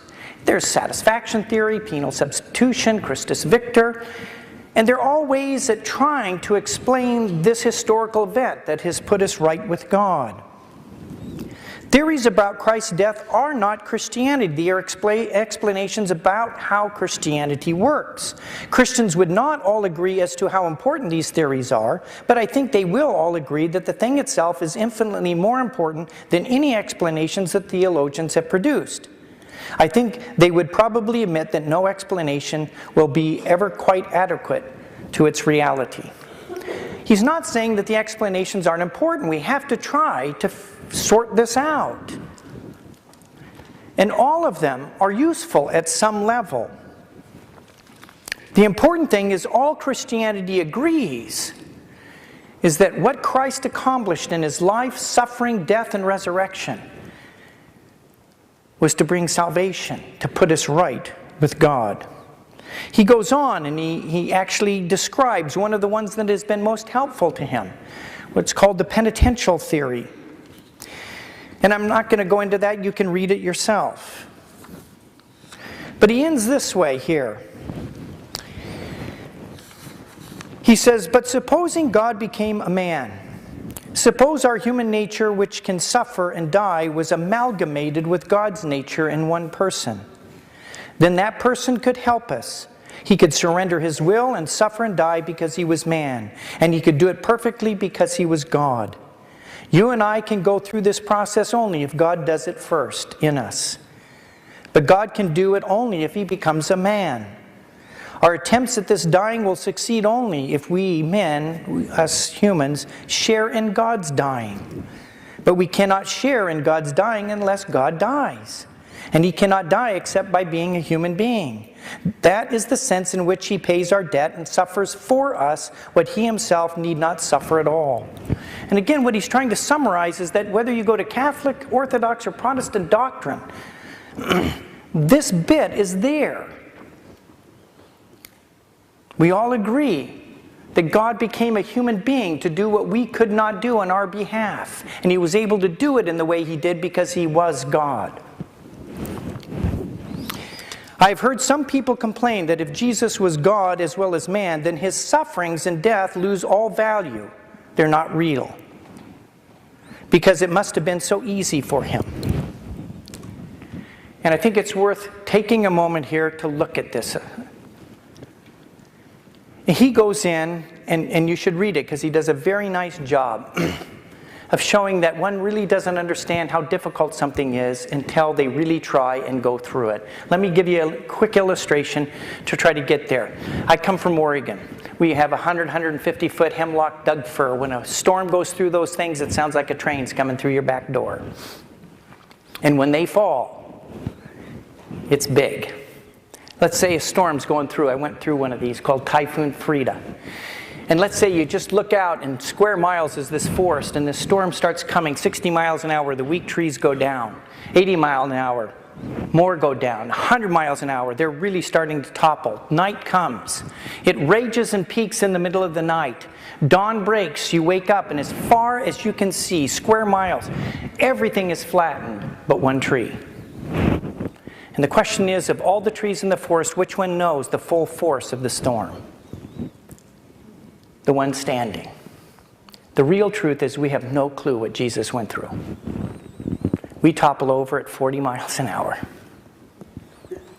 We don't know what it's like to resist evil to the point where it causes me physically to rupture vessels in my head and sweat blood.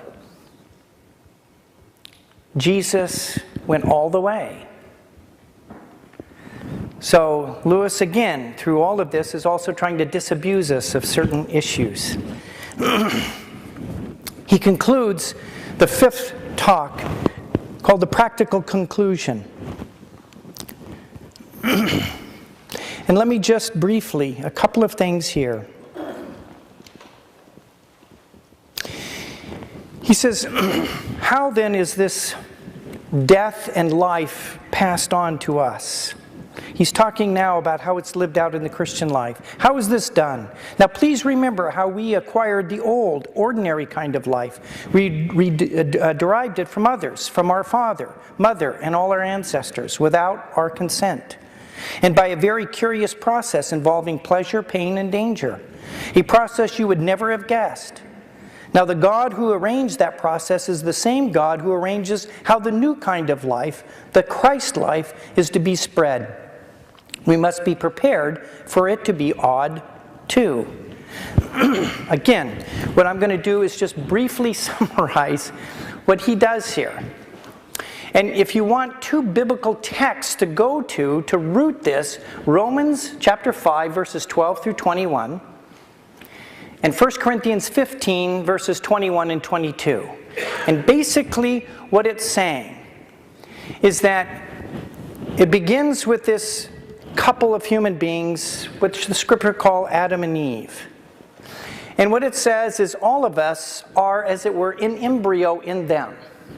When they fall, we all fall. Now we don't like that, do we? Why should we have to pay for the dirty deed of Adam and Eve? But do we ever think about the fact that you have another person later in history that does the dirty deed and we benefit from it? That is why liberal theology viewed substitution on the cross as immoral and rejected it. But the way things are is because God has so constituted all of us to be in this couple, as it were, He is justified and it is right to be able to do it again over here. So just as we all fall in Adam, so we can all be raised in Christ. All who were in the first Adam, as it were, die. That's what Paul says in Romans. And we inherit sin, death, condemnation. But if you let go of that relationship by faith, turn and embrace the new Adam, the new beginning, we get everything that he has. Life, righteousness, goodness. And you can't have the one without the other, folks. You can't have your cake and eat it too. That's what Lewis tries to bring out here. That's what Paul brought out. You die here, and really moving to faith, this whole idea of a personal sort of movement, is just a decision of saying, yes, I inherited this. I inherited these propensities in me that don't produce life but death, conflict, jealousy, envy, all of these things. I let go of that. I repent of those things, and I turn and I embrace this new start for the human race. and I inherit all that this one has. And I begin to move towards that image now and away from this image. That is how he concludes this last talk. That is why the Christian is in a different position from other people who are trying to be good. But the Christian thinks any good he does comes from the Christ life inside him. He does not think that God will love us because we are good, but that God will make us good because he loves us. And I'll end with that. Tomorrow we pick up the third one and we begin to look at Christian behavior or Christian ethics. So thank you for this evening.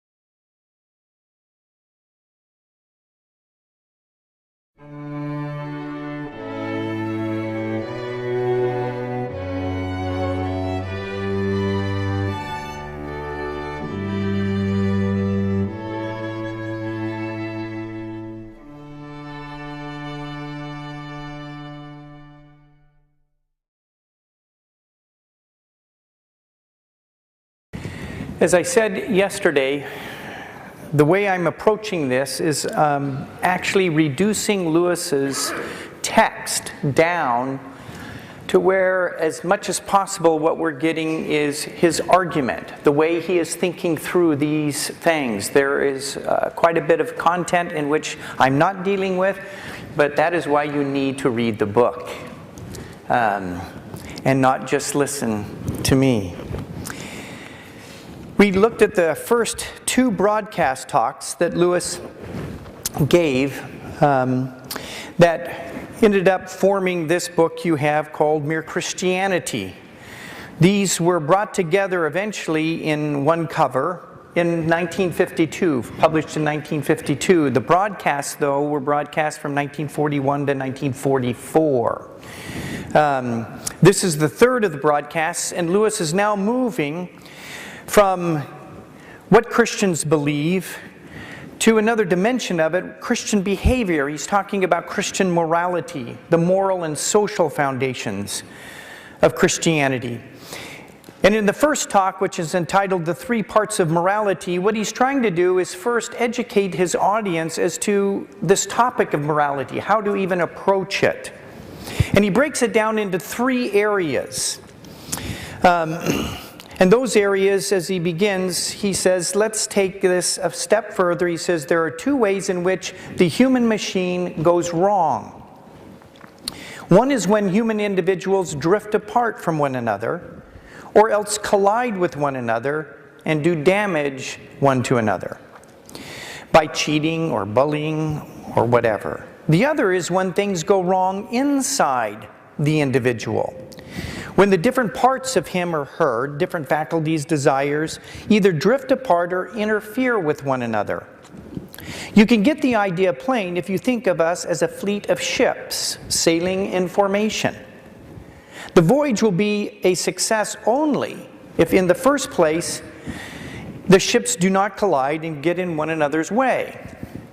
Secondly, if each ship is seaworthy and has her engines in good order.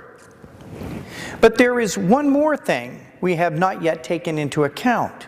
We have not asked where this fleet is trying to get to, or what piece of music the band is trying to play.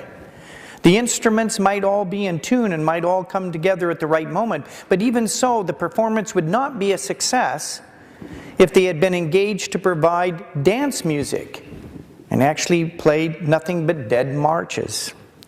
And however well the fleet sailed, its voyage would be a failure if it were meant to reach New York and actually arrived at Calcutta.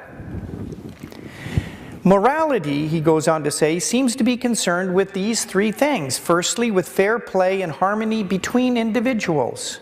Secondly, with what might be called tidying up or harmonizing the things inside each individual. And thirdly, the general purpose of human life as a whole. What a person was made for. What course the whole fleet ought to be on. What tune the conductor of the band wants to play. So he's breaking down morality in these three areas. When you begin to talk about it, you have to talk about our relationship with one another, but also our relationship to ourselves. And then as a community, where we're going.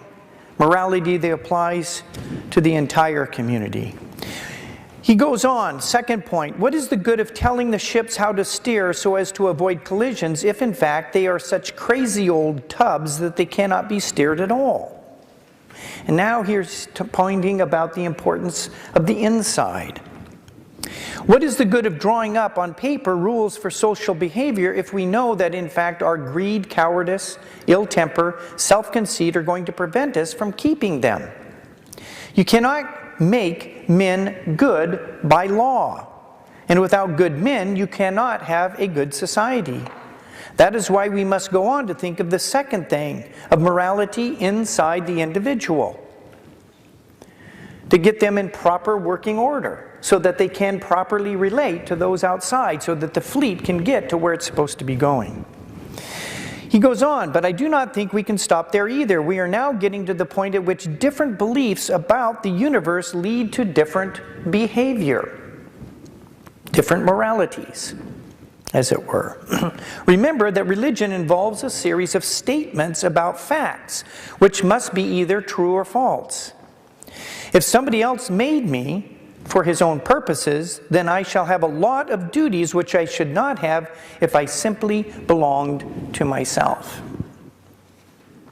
If Christianity is true, then the individual is not only more important, but incomparably more important, for he is everlasting, and the life of a state or a civilization compared with his is only a moment. Now Lewis makes a lot of this, not only here, but in his sermon, The Weight of Glory, and in some other essays. When he begins to talk about morality, and he begins to talk about Christian morality, the fact that Christians believe that humans, all humans, are immortal, sets them above all other things. As he says, nations, civilizations, their life is like the life of a gnat. They're here and they're gone. But human beings continue forever. And therefore, their existence is more important. And it is at that point in his sermon, The Weight of Glory, he leads us to an understanding that there are no ordinary people. As he says, you've never met a mere mortal in your life. Immortals, potential gods and goddesses, are the people that we, he says, live with, snub, exploit. He says, it seems then that if we are to think about morality, we must think of all three departments. Relations between people, things inside each person, and the relations between a person and the power that made him. It is in dealing with the third that the main difference between Christian and non-Christian morality comes out. That is, this relationship with the one who tells us what morality really is. For the rest of this book, I'm going to assume the Christian point of view and look at the whole picture as if it will be, as if Christianity is true. In the second lecture, that's how we finished the first one, the first talk. The second one in this series, called The Cardinal Virtues, he says, I want to now look at morality and break it down in another way. You can break it down in terms of the way I did in the first lecture, but he says there's another way. In according to this longer scheme, there are 7 virtues. And now he's tying into a long-standing tradition of how we approach morality. 4 of them, he says, are called cardinal virtues, and the remaining 3 are called theological virtues. The cardinal ones are those which all civilized people recognize. The theological are those which, as a rule, only Christians know about. I shall deal with the theological ones later, and that's at the end. At present, I'm talking about the 4 cardinal virtues. These were called cardinal virtues because they are, as we should say, pivotal. And they are prudence, temperance, justice, fortitude.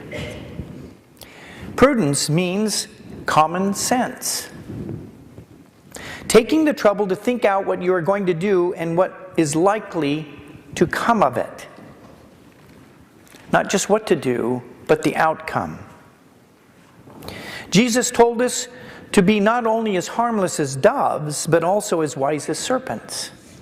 He wants a child's heart, but a grown-up's head. He wants us to be simple, single-minded, affectionate, and teachable as good children are. But He also wants every bit of intelligence we have to be alert at its job and in first-class fighting trim. Remember, last night and the lectures before, Christians view the world as a place that is at war. Temperance is unfortunately one of those words that has changed in its meaning, he says. It now usually means teetotalism, abstaining completely from drink. Temperance referred not specially to drink in its original sense, but to all pleasures. Temperance to all pleasures, and it did not mean abstaining, but going the right length and no further. The whole point is that if one does abstain, and there's reason for it and he goes into it, it's for a good reason. An individual Christian may see fit to give up all sorts of things for special reasons. Marriage or meat or beer or the cinema. But the moment he starts saying that these things are bad in themselves, or looking down his nose at other people who do use them, he is beginning to take a wrong turn.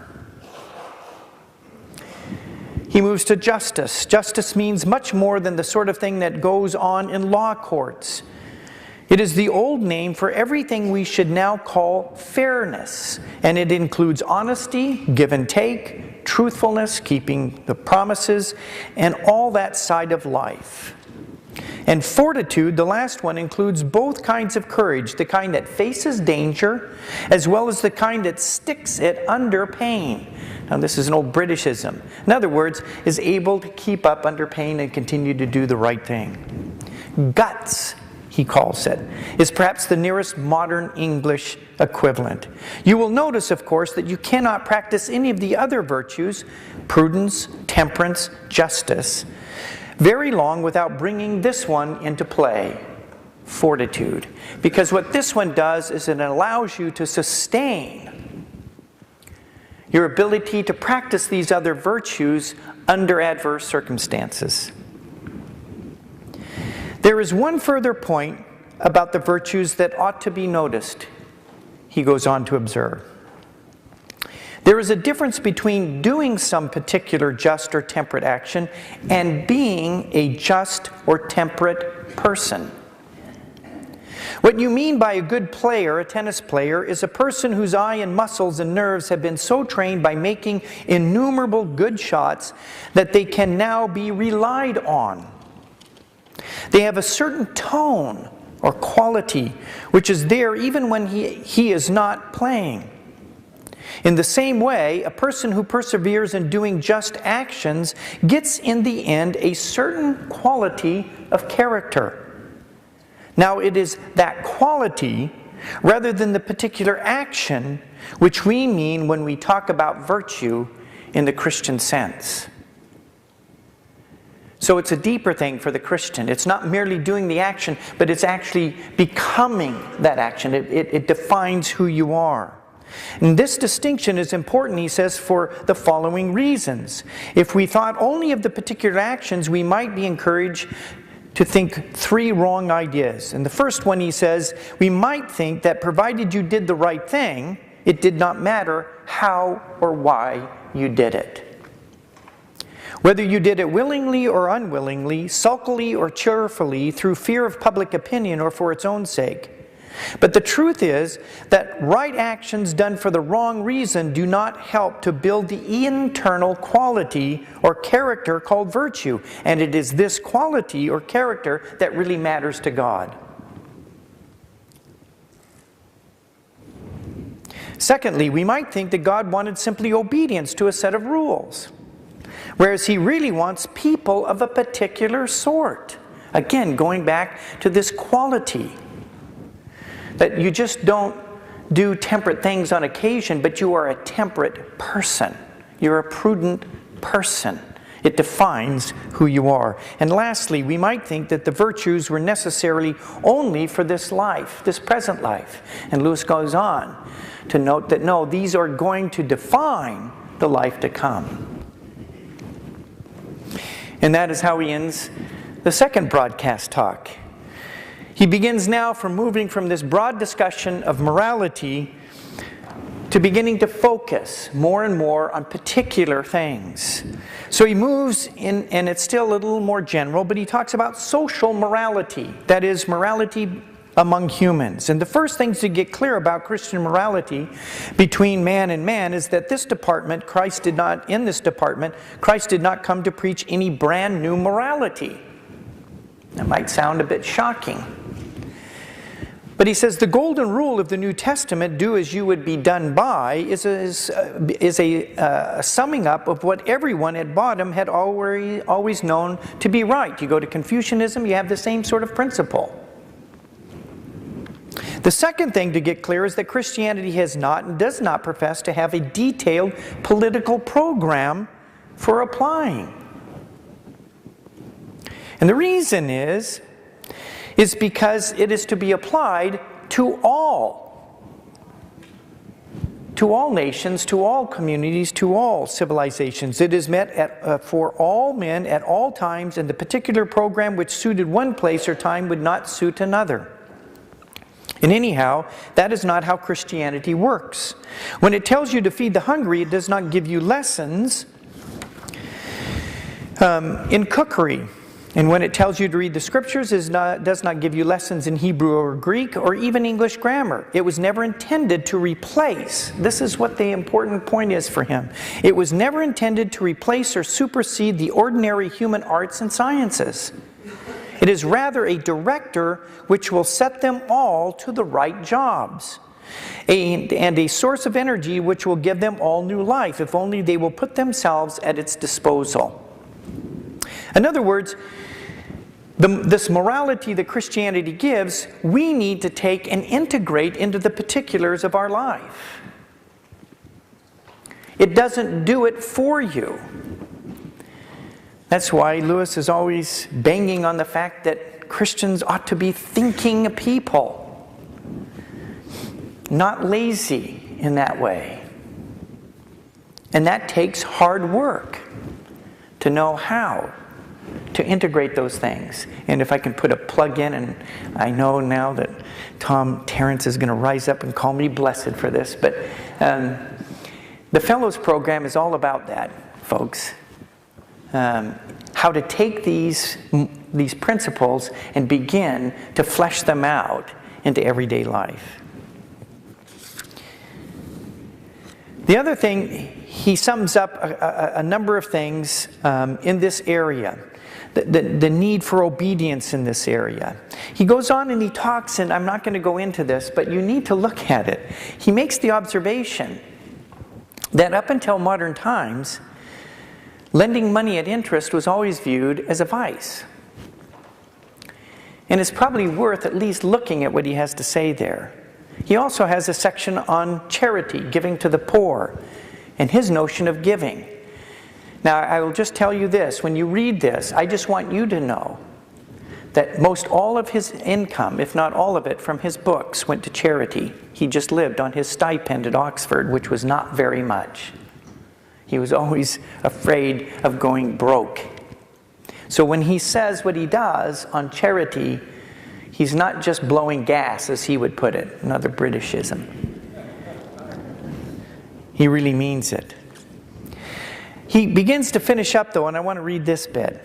Most of us are not really approaching the subject in order to find out what Christianity says. That is, coming and saying, what does Christianity say about my relationship with another, myself, and God?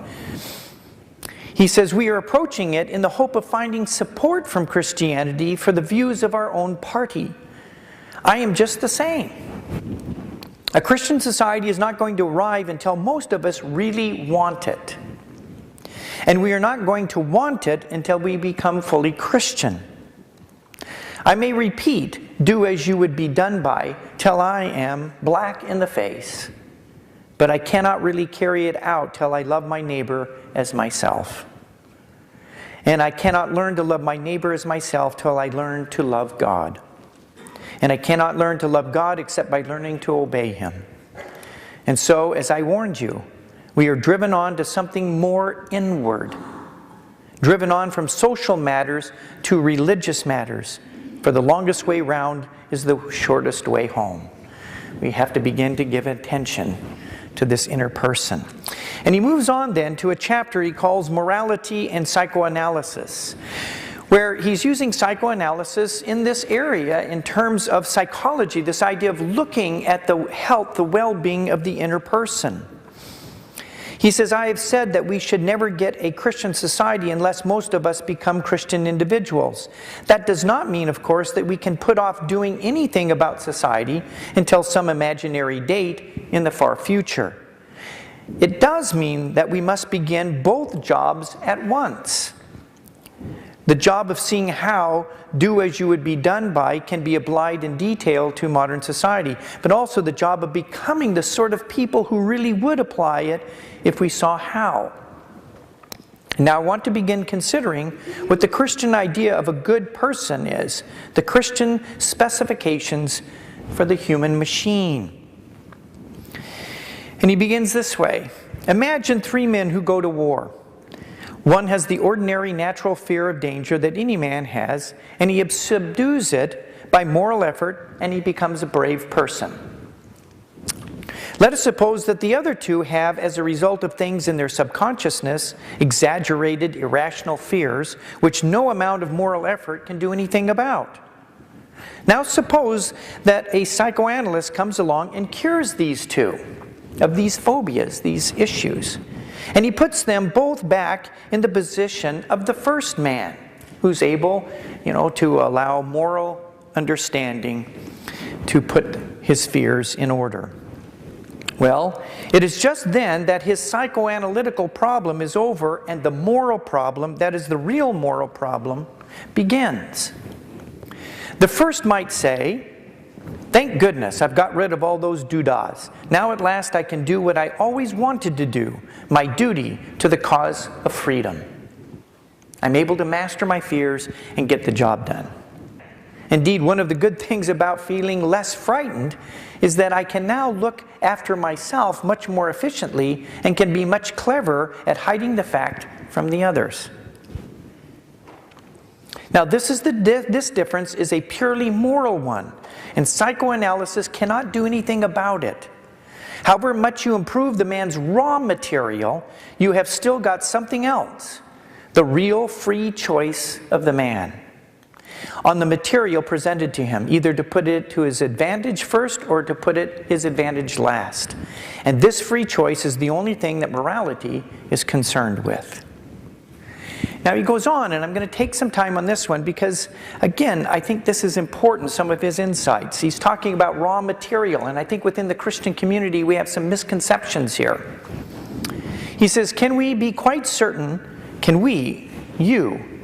how we should have behaved if we had been saddled with the psychological outfit, with this same psychological outfit, and then with the bad upbringing, and then with the power, say, of Himmler?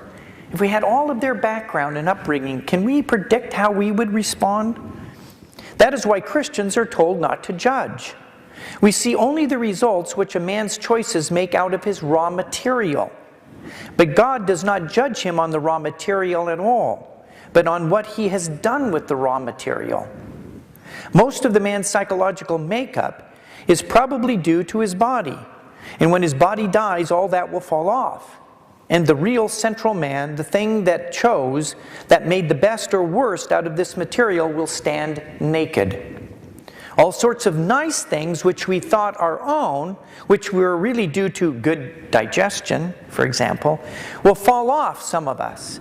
And all sorts of nasty things which were due to complexes or bad health will fall off others. And we shall then, for the first time, see everyone as he really was. And there will be surprises. Now let me give you an example. My wife's grandmother who I met, when we first got married, and I loved this woman. She was the sweetest woman you could ever meet in your life.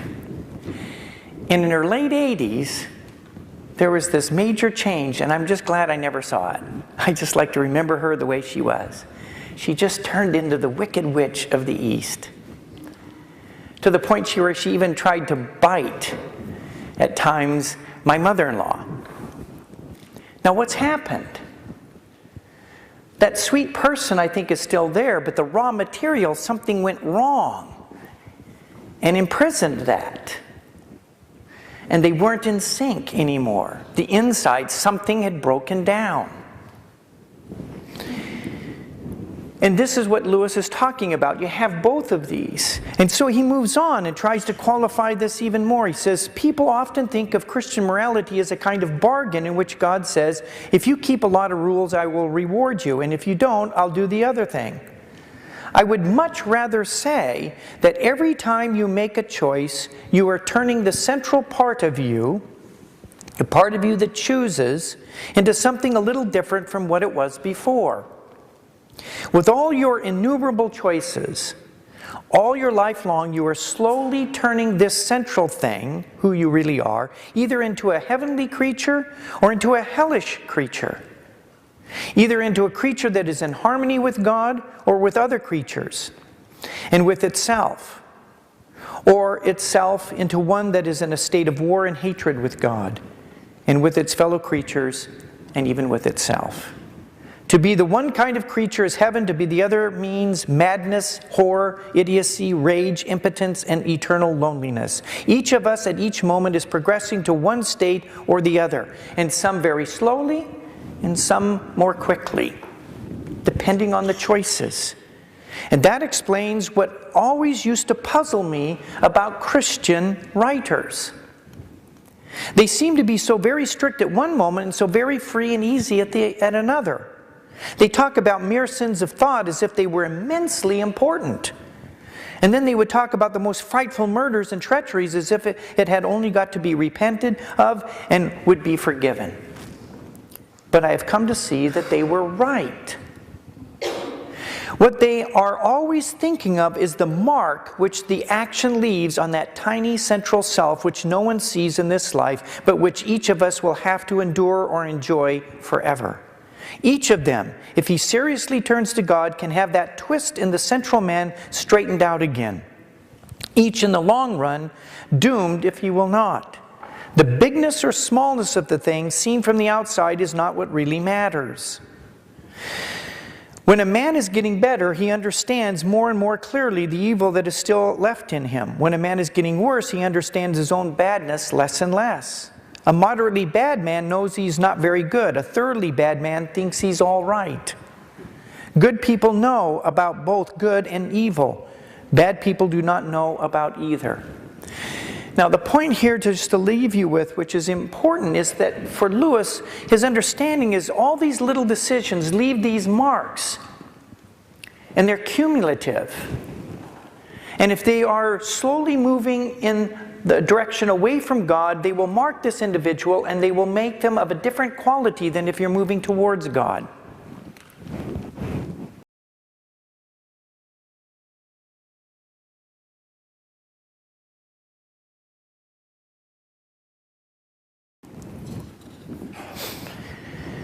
He moves on to sexual morality.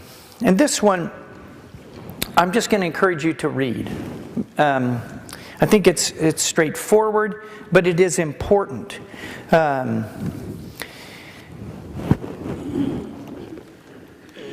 I should, let me just, here, I'll take one little section of it.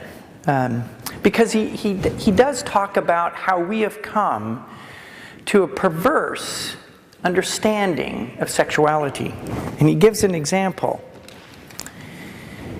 He says, take it another way.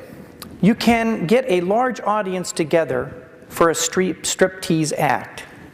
That is, to watch a girl undress on the stage. Now suppose you come to a country where you could fill a theater by simply bringing a covered plate onto the stage and then slowly lifting the cover so as to let everyone see just before the lights went out that it contained a mutton chop or a bit of bacon. Would you not think that in that country something had gone wrong with the appetite for food? And would not anyone who had grown up in a different world think there was something equally queer about the state of the sex instinct among us? Everyone knows that sexual appetite, like other appetites, grows by indulgence. Starving men may think much about food, but so do gluttons, the gorged as well as the famished, like Tintillations.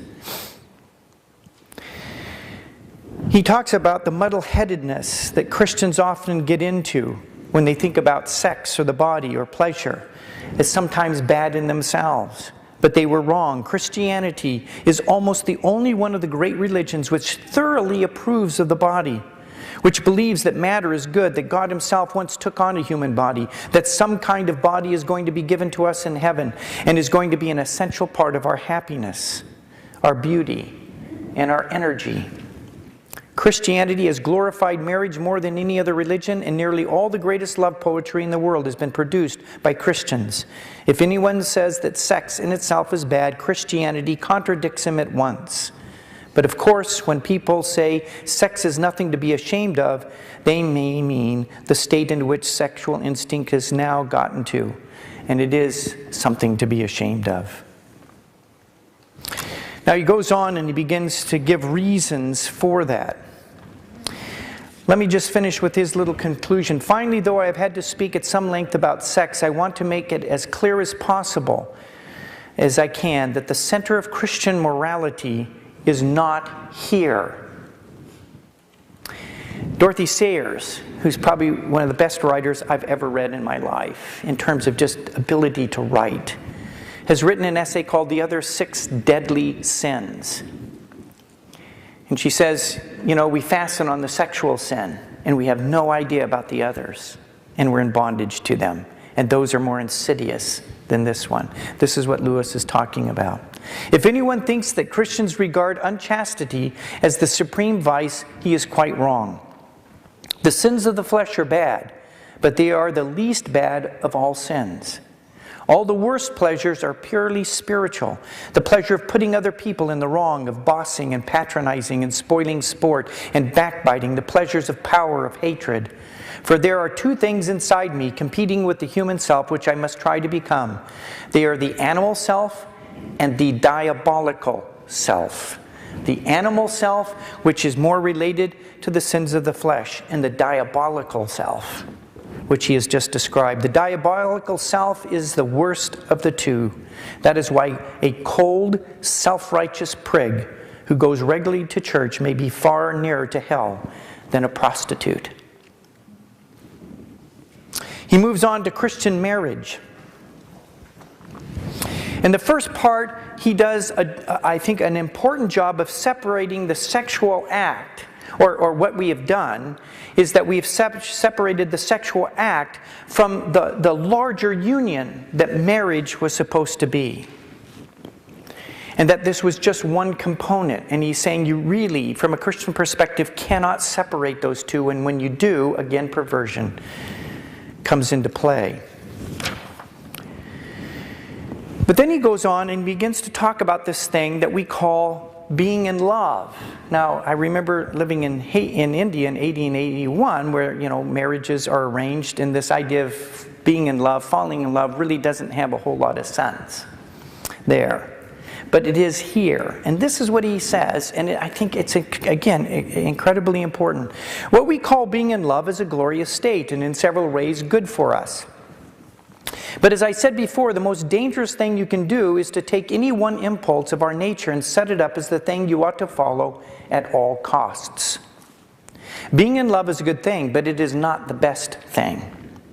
There are many things below it, but there are also things above it. You cannot make it the basis of a whole life. It is a noble feeling, but it is still a feeling. Now, no feeling can be relied on to last in its full intensity or even to last at all. Knowledge can last, Principles can last, habits can last, but feelings come and go. And in fact, whatever people say, the state called being in love usually does not last.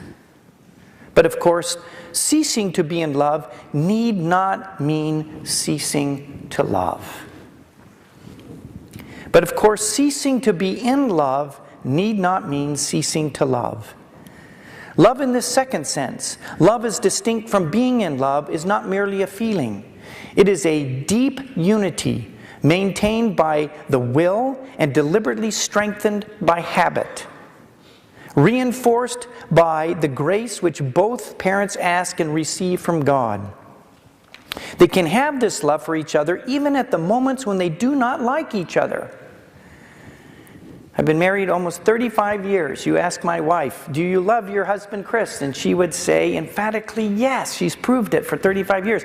If you ask her, have you always liked him? You would get a different response. And she's absolutely right.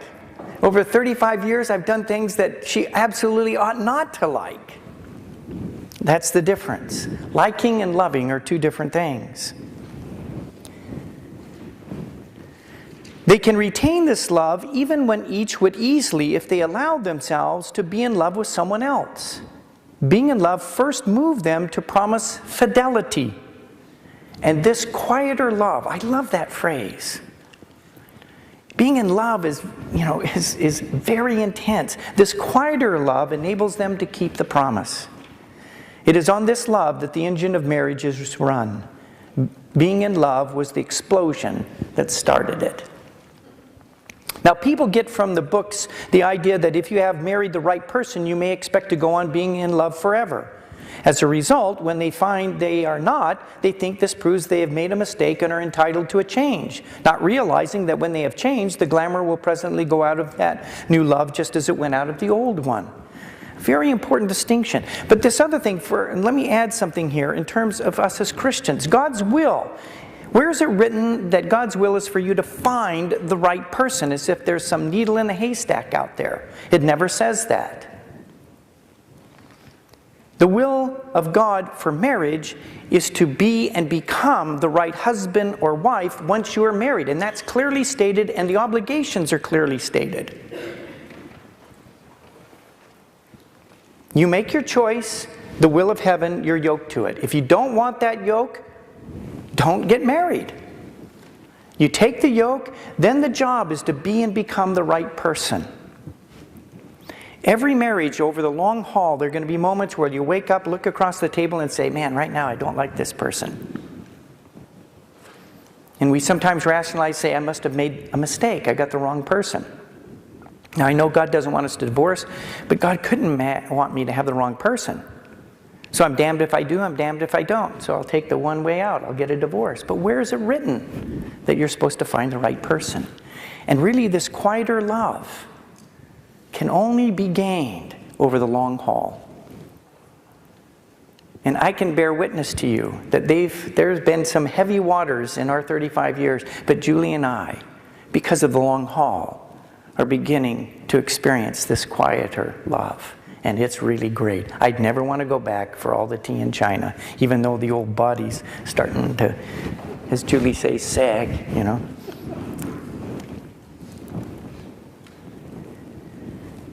Now I'll move on to the next one, forgiveness. And it's interesting the way he begins this one. I said in a previous chapter that chastity was the most unpopular of the Christian virtues, but I am not sure I was right.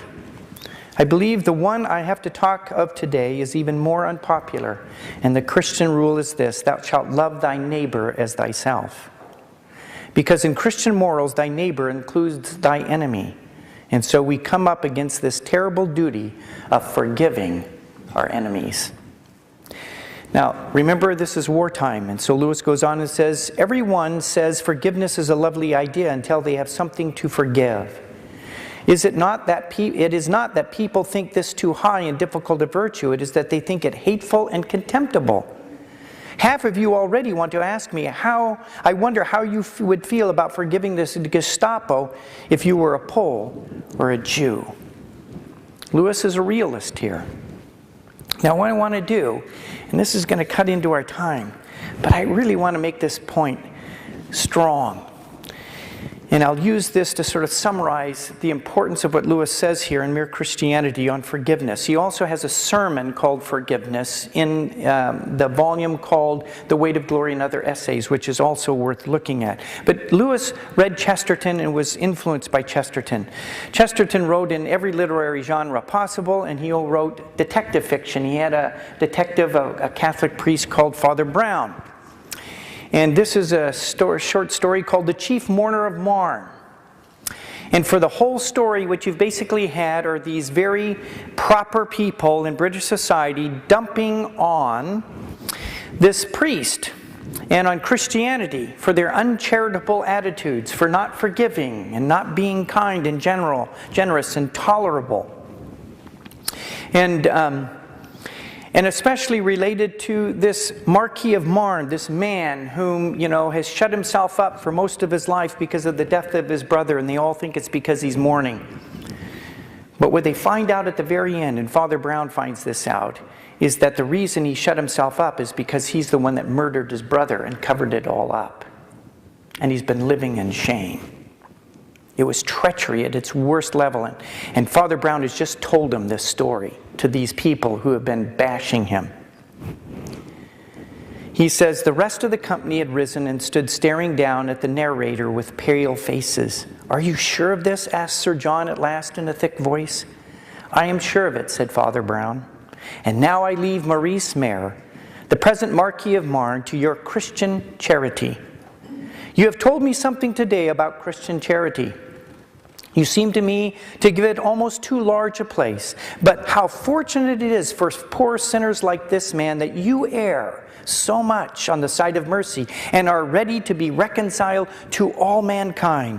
"Hang it all," exploded the general. "If you think I'm going to be reconciled to a filthy viper like that, I tell you I wouldn't say a word to save him from hell. I said I could pardon a regular decent duel, but of all the treacherous assassins, he ought to be lynched," cried Cockspur excitedly. "He ought to burn alive like a nigger in the States. And if there is such a thing as burning forever, he jolly well—" "I wouldn't touch him with a barge pole myself," said Mallow. "There is a hint to human charity," said Lady Outram, trembling all over. "There is," said Father Brown dryly, "and that is the real difference between human charity and Christian charity. You must forgive me if I was not altogether crushed by your contempt for my uncharitableness today, or by the lectures you read me about pardon for every sinner. For it seems to me that you only pardon the sins that you don't really think sinful. You only forgive criminals when they commit what you don't regard as crimes, but rather as conventions. So you tolerate a conventional duel, just as you tolerate a conventional divorce. You forgive because there isn't anything really to be forgiven." "But hang it all," cried Mallow, "you don't expect us to be able to pardon a vile thing like this." "No," said the priest, "but we have to be able to pardon." And here the priest, Father Brown, is representing the church and Christ. We have to touch such men, such people, not with a barge pole, but with a benediction. We have to say the word that will save them from hell. We alone are left to deliver them from despair when your human charity deserts them. Go on your own primrose path, pardoning all your favorite vices and being generous to your fashionable crimes. And leave us in the darkness, vampires of the night, to console those who really need consolation, who do things really indefensible, things that neither the world nor themselves can defend. And none but a priest will pardon. And again, here it means none but real Christian charity does. Leave us with the men who commit the mean and revolting and real crimes, mean as St. Peter, when the cock crew and yet the dawn came. "The dawn?" repeated Mallow doubtfully. "You mean hope for him?" "Yes," replied Father Brown. "Let me ask you one question. Now don't miss the subtlety here. You are great ladies and men of honor and secure of yourselves.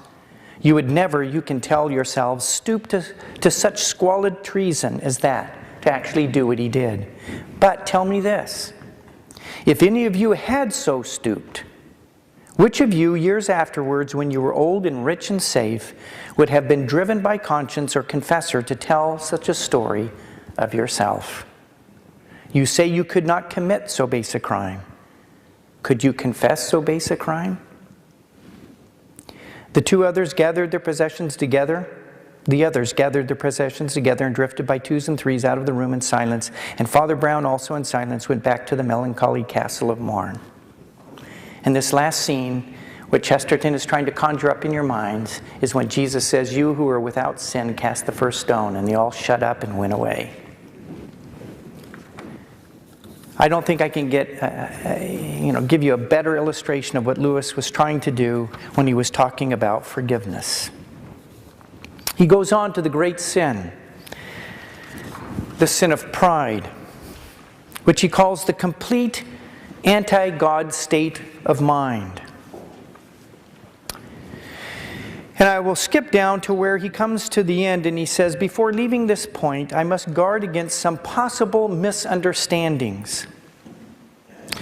The first one is pleasure in being praised is not pride. Pleasure in being praised is not pride. The child who is patted on the back for doing a lesson well, the woman whose beauty is praised by her lover, the saved soul to whom Christ says, 'Well done,' are pleased and ought to be pleased.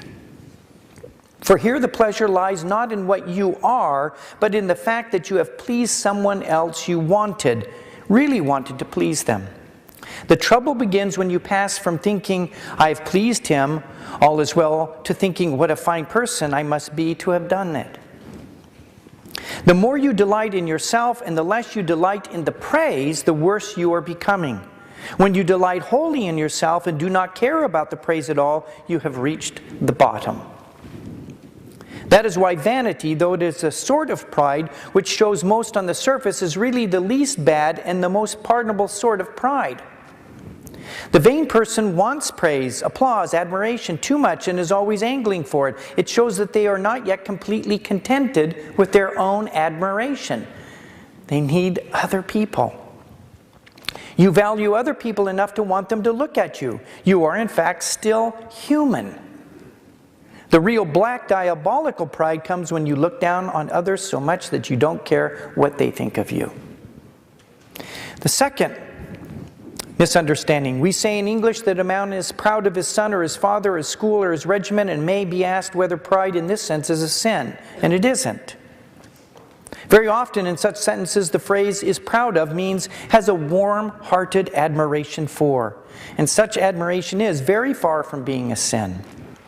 But it might perhaps mean that the person in question gives himself airs on the ground of his distinguished father, or because he belongs to a famous regiment. This would clearly be a fault, but even then it would be better than being proud simply of himself. To love and admire anything outside yourself is to take one step away from the utter spiritual ruin, though we shall not be well so long as we love and admire anything more than we love and admire God. The third point is we must not think pride is something God forbids because he is offended by it, or that humility is something he demands as due to his own dignity, as if God himself were proud. He is not in the least worried about his dignity. And finally, do not imagine that if you meet a really humble person, and this is, I think, again, a very astute observation, do not imagine that if you meet a really humble person, he will be what most people call humble nowadays. Probably all you will think about this person is that they seem cheerful, intelligent, who take a real interest in you and what you said to him. If you do dislike him, it will be because you feel envious of anyone who seems to enjoy life so easily. And to wrap up here, we'll come back. There are a few things to do. Is charity, which he says is one of the first of the theological virtues. And charity really has the idea, the wider meaning of love in the Christian sense. Love in the Christian sense does not mean an emotion. It is a state not of the feelings but of the will. That state of will which we have naturally about ourselves and must learn to have about others. Now he goes on to explain, some people are cold by temperament. That may be a misfortune for them, but it is not a sin any more than having bad digestion is. And it does not cut them out from the chance or excuse for them, for it's their duty to love. The rule for all of us is perfectly simple. Do not waste time bothering whether you love your neighbor. Act as if you did, because that is what we're called to do. As soon as we do this, we find one of the great secrets. Whenever we do good to another self, just because it is a self made like us by God, and we desire its own happiness as we desire ours, we shall have learned to love a little more, or at least to dislike it less. It's the practice of doing the love, whether we feel we loving or not. The same spiritual law works terribly in the opposite direction. The more cruel you are, the more you will hate. And the more you hate, the more cruel you will become. And so in a vicious circle forever. Good and evil both increase at this compound interest. Now, what I want to do here is I want to just give a statement in terms of this notion of love that I think affects our culture in particular. Because we like to talk about love. It's everywhere. And what I want to do is direct our attention to Dostoevsky and the brothers Karamazov. And it's an early part of the book where the elder Zosima is recalling a meeting with a doctor who suffered from the disease of love in general. I love mankind, he said, but I am amazed at myself. The more I love mankind in general, the less I love people in particular. That is, individually, as separate persons. In my dreams, he said, I often went so far as to think passionately of serving mankind, and it may be would really have gone to the cross for people if it were somehow suddenly necessary. And yet I am incapable of living in the same room with anyone even for 2 days. This I know from experience. As soon as someone is there close to me, his personality oppresses my self-esteem and restricts my freedom. In 24 hours, I can begin to hate even the best men. One because he takes too long eating his dinner, another because he has a cold and keeps blowing his nose, whatever. I become the enemy of people the moment they touch me. On the other hand, it has always happened that the more I hate people individually, the more ardent becomes my love for humanity as a whole. That is a safe humanity, a safe love. Now, like Dostoevsky, what he's doing is exposing the hypocrisy of mere talkers of love and pointing us to the true arena of human love, the environment of touching that too often proves fatal to our elevated and at times romanticized ideas of love. It's when others touch us. Over against this, we find the elder Zosima further stating this. Active love is not romanticized. It is a harsh and fearful thing compared with love in dreams. Love in dreams thirst for the immediate action, quickly performed and with everyone watching. Indeed, it will go as far as the giving of one's life, provided it does not take too long, but is soon over, it's on a stage and everyone is looking on and praising. Whereas active love is a labor and a perseverance, and for some people, perhaps a whole scene. Let me give you what I think is the best definition of real Christian love. It is the sustained direction of your will towards another's good. The sustained direction of your will towards another's good. Not very sexy, is it? But note the word sustained. How do I know my wife loves me? For 35 years. She's not only just put up with me, she's invested in me. She's supported me. It's been sustained. So when we come to this first of the theological virtues, the first one is love. And I guess I'd just leave you with this. Real love is real work. But that real work pays off dividends that our culture knows so little of anymore because they're so unwilling to pay the price. We have been through the media, people who have fallen in love with the idea of love, but know so little of the real experience. When we come back, we'll look at hope.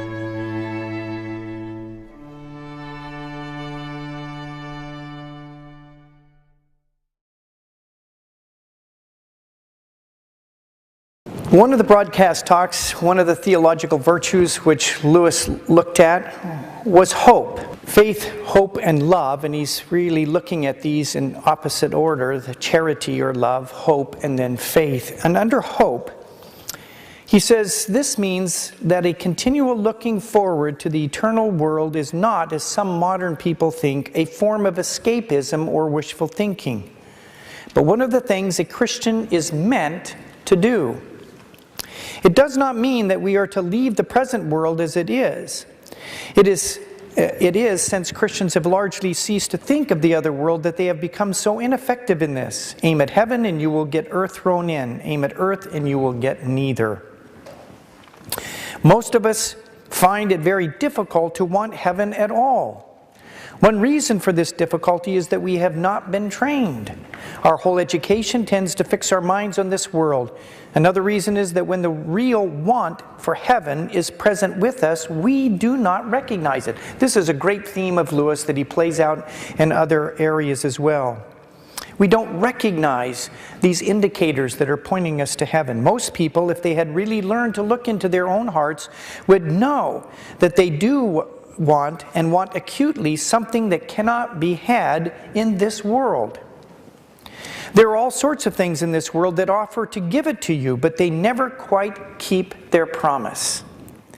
There was something we grasped at in that first moment of longing which just fades away in the reality. I think everyone knows what I mean. The wife may be a good wife or husband. The hotels and scenery may have been excellent. And chemistry may be a very interesting job, but something has evaded us. And there are now two wrong ways of dealing with this fact, and one right way, in terms of dealing with these longings that we just really can't define. But they point us, and we're constantly trying to find ways of satisfying them. You know, if I can just get to Disney World as a kid, I'll be born again. But it just never does the job.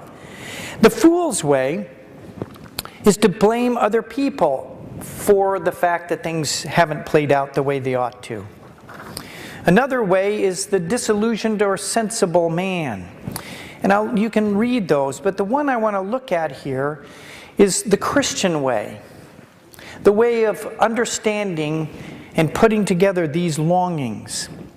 The Christian says creatures are not born with desires unless satisfaction for those desires exist. Say it again. Creatures are not born with desires unless satisfaction for those desires exist. And we believe this because we believe God made us for purpose. And all the things He made were made for a purpose. They're not there just randomly. And if we have desires, then those desires should be linked to things that satisfy those desires. Example, a baby feels hungry. Well, there is such a thing as food. A duckling wants to swim. Well, there is such a thing as water. Men feel sexual desire. Well, there's such a thing as sex. If I find in myself a desire which no experience in this world can satisfy, the most probable explanation is that I was made for another world. If none of my earthly pleasures satisfy it, that does not prove that the universe is a fraud.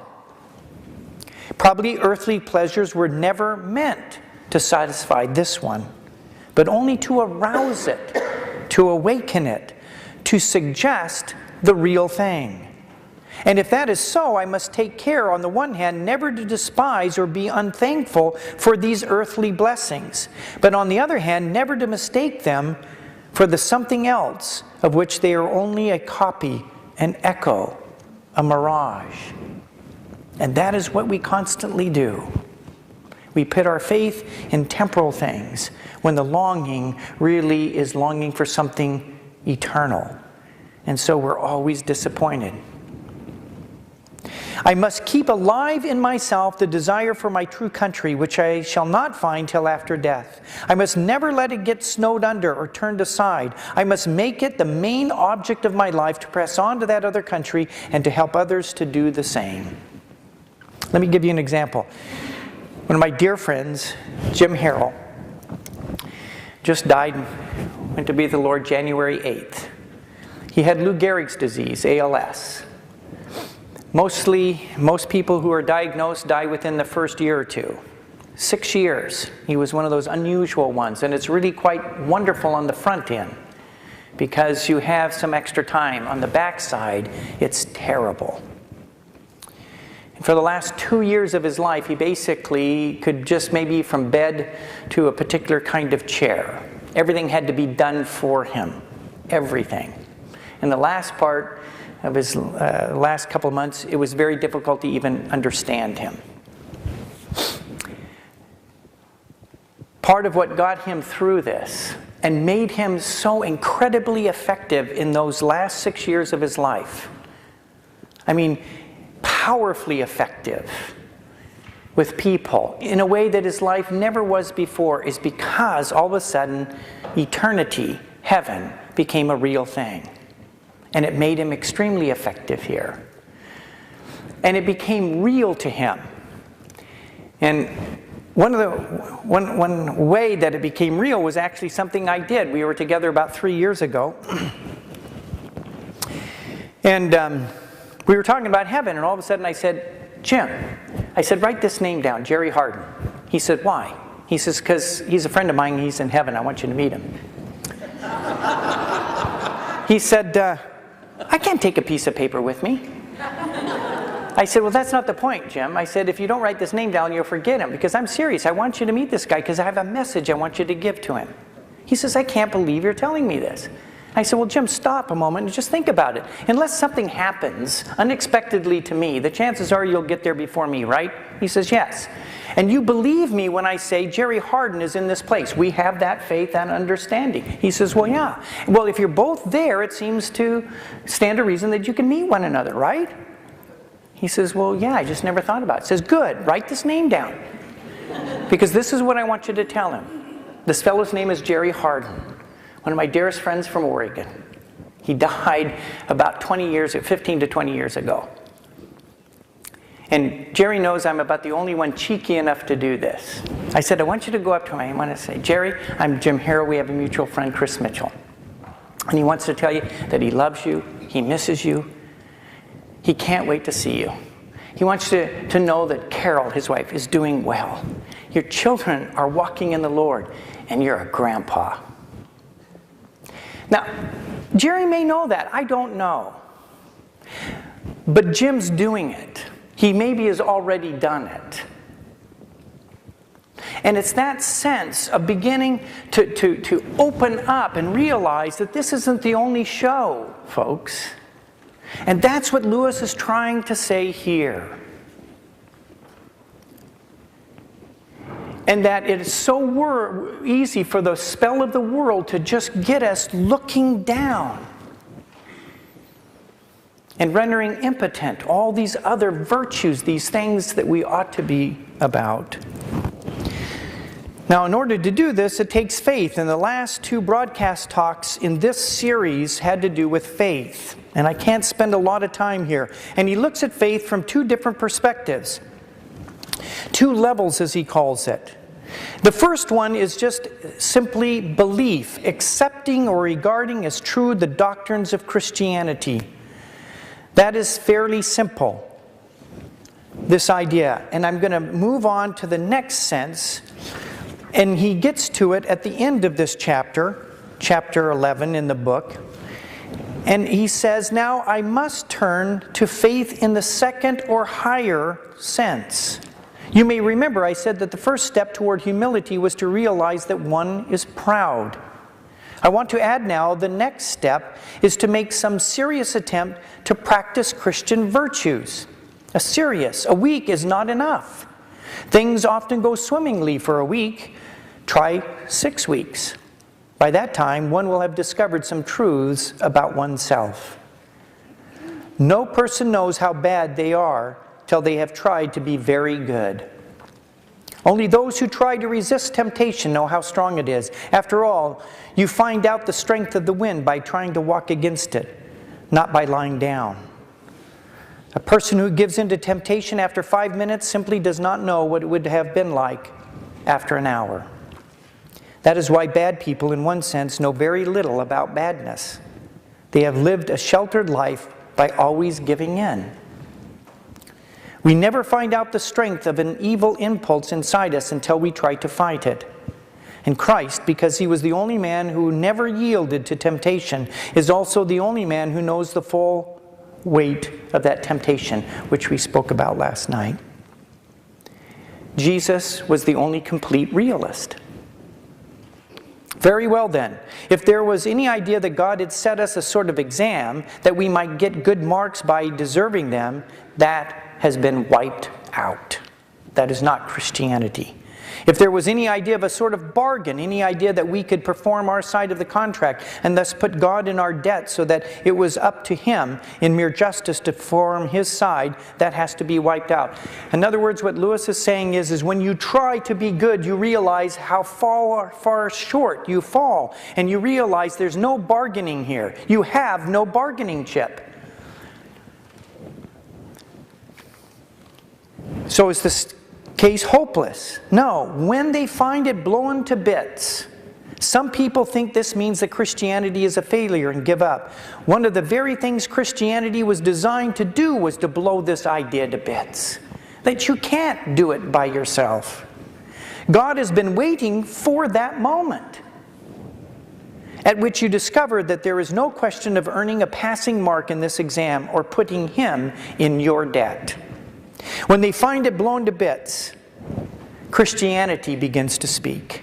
When a man has made these two discoveries, God can really get to work. It is after this that real life begins. The person is awake now. We can now go on to talk of faith in the second sense. And he begins this by taking us further into this second sense. He says there are certain things in Christianity that can be understood from the outside, looking in. But there are a great many things that cannot be understood until after you've gone a certain distance along the Christian road.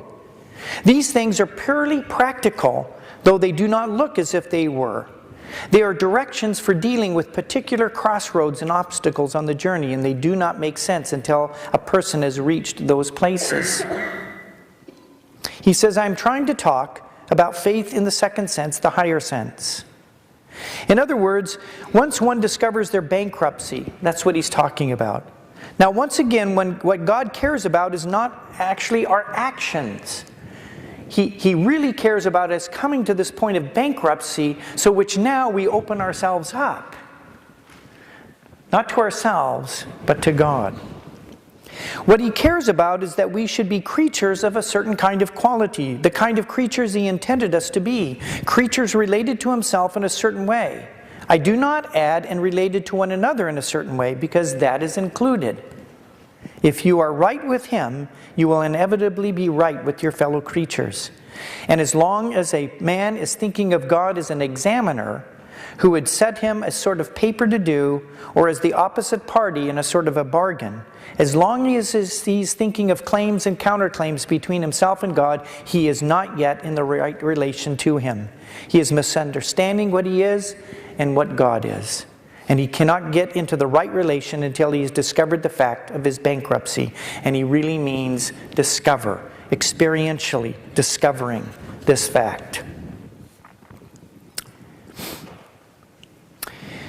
He begins to talk in this area about the goal of our faith, not this bargain, but is really directing us to share in what he calls sonship, the sonship of Christ with God. to make us like himself, actually sons of God. And he says he's going to analyze this more in the next book, which he does. But he says, if you like to put it in that way, Christ offers something for nothing. He even offers everything for nothing. In a sense, the whole Christian life consists in accepting that very remarkable offer. But the difficulty is to reach the point of recognizing that all that we have done and can do is nothing. And in yet another sense, handing everything over to Christ does not, of course, mean that you stop trying. There's a tension here. And yet another sense, to trust him means, of course, trying to do all that he says. There would be no sense in saying you trusted a person if you would not take his advice. Thus, if you have really handed yourself over to him, it must follow that you are trying to obey him, but trying in a new way, a less worried way. Not doing these things in order to be saved, but because he has begun to save you already. Not hoping to get to heaven as a reward of your actions, but inevitably wanting to act in a certain way because the first gleam of heaven is already inside of you. Christians have often disputed as to whether what leads the Christian home is good actions or faith in Christ. And note, he leads us to Philippians chapter 2. The Bible really seems to clinch the matter when he puts the two things together in one amazing sentence. The first half is, work out your own salvation with fear and trembling, which looks as if everything depended on us and our good actions. But the second half goes on, for it is God who worketh in you, which looks as if God did everything and we nothing. I'm afraid that is the sort of thing we come up against in Christianity. And I'm puzzled, Lewis says, but I'm not surprised. You see, we are now trying to understand and to separate into watertight compartments what exactly God does and what man does when God and man are working together. And you can't really do that. And of course, we begin by thinking it is like two men working together so that you would say, he did this bit and I did that. But this way of thinking breaks down. God is not like that. He is inside you as well as outside. Even if we could understand who did what, I do not think human language could properly express it. And here he's talking about the indwelling presence of God in the believer. The Spirit that works in tandem. And he finishes, I think all Christians would agree with me if I said that though Christianity seems at first to be all about morality, all about duties and rules and guilt and virtue, yet it leads you on as you progress in the journey out of all of that into something beyond. And that has everything to do with relationship, with growing in that relationship of understanding. It's like the beginning of a friendship. I have a friend for 30 years, Dave Johnson. We've gone way beyond some of those early stages, and we've gotten to the beyond. We share things, I share things with him and he with me that I can't even express in many ways. And I don't with any other male friend. Something beyond. One has a glimpse of a country where they do not talk of those things except perhaps as joke. Everyone there is filled full with what we should call goodness, as a mirror is filled with light. But they do not call it goodness. They do not call it anything. They are too busy looking at the source from which it comes. But this is near the stage where the road passes over the rim of our world. No one's eyes can see very far beyond that. Lots of people's eyes can see further than mine. And that is where this trajectory of life is going. And that ends that set of broadcast talks. The last set is in some ways, I think, almost the most important, at least in parts of it. It's called Beyond Personality, the first steps in the doctrine of the Trinity. And this is, if you could look at these lectures, these talks, in the book Mere Christianity, there are two bookends. The first bookend is Lewis saying, okay, if I'm going to talk about Christianity to people in a way that at least they're going to understand it. They may not accept it, but they'll understand it. I first need to get them to a place where they understand that there's a reason for guilt, a reason for feeling like we've failed and that we need some help outside of the material world. That was that first set of broadcast talks. And then he moved us to what are the basic essence of what we believe, and then looking at what Christian life looks like from the inside, Christian morality. Now he's going to take a step, and he began this whole series this way. Everyone has warned me not to tell you what I'm going to tell you in this last book. They say the ordinary reader does not want theology. Give him plain, practical religion. I've rejected their advice. I do not think the ordinary reader is such a fool. Theology means the science of God. And I think any man who wants to think about God at all would like to have the clearest and most accurate ideas about Him which are available. You are not children. Why should you be treated like children? Now just try to picture yourself in some pub, some base for the RAF or whatever, and hearing a guy over the radio saying this to you. That's what's going on. By the way, I should add that it's been said that during the war years, Lewis was the most familiar voice to the people of Great Britain, second only to Winston Churchill. That was how pervasive these broadcast talks were. He begins this by talking about theology, and he likens it to a map. And again, you can read that. And that this theology is really practical. Now he gets down to this idea of, as he begins to move into really looking at the Trinity and the practical implications for the Trinity for the Christian life. And one of the things that is significant about this section for us as believers, the way Lewis treats it, is the Trinity for him is not a problem. It is a source in which we begin to understand and can put together everything else. It really leads to a solution. But throughout the history of the church, we've made it so often just a problem. And that's not it. It has extreme practical importance. A little bit into this chapter, he reads the paragraph, but as soon as you look at any real Christian writings, you find that they are talking about something quite different from popular religion.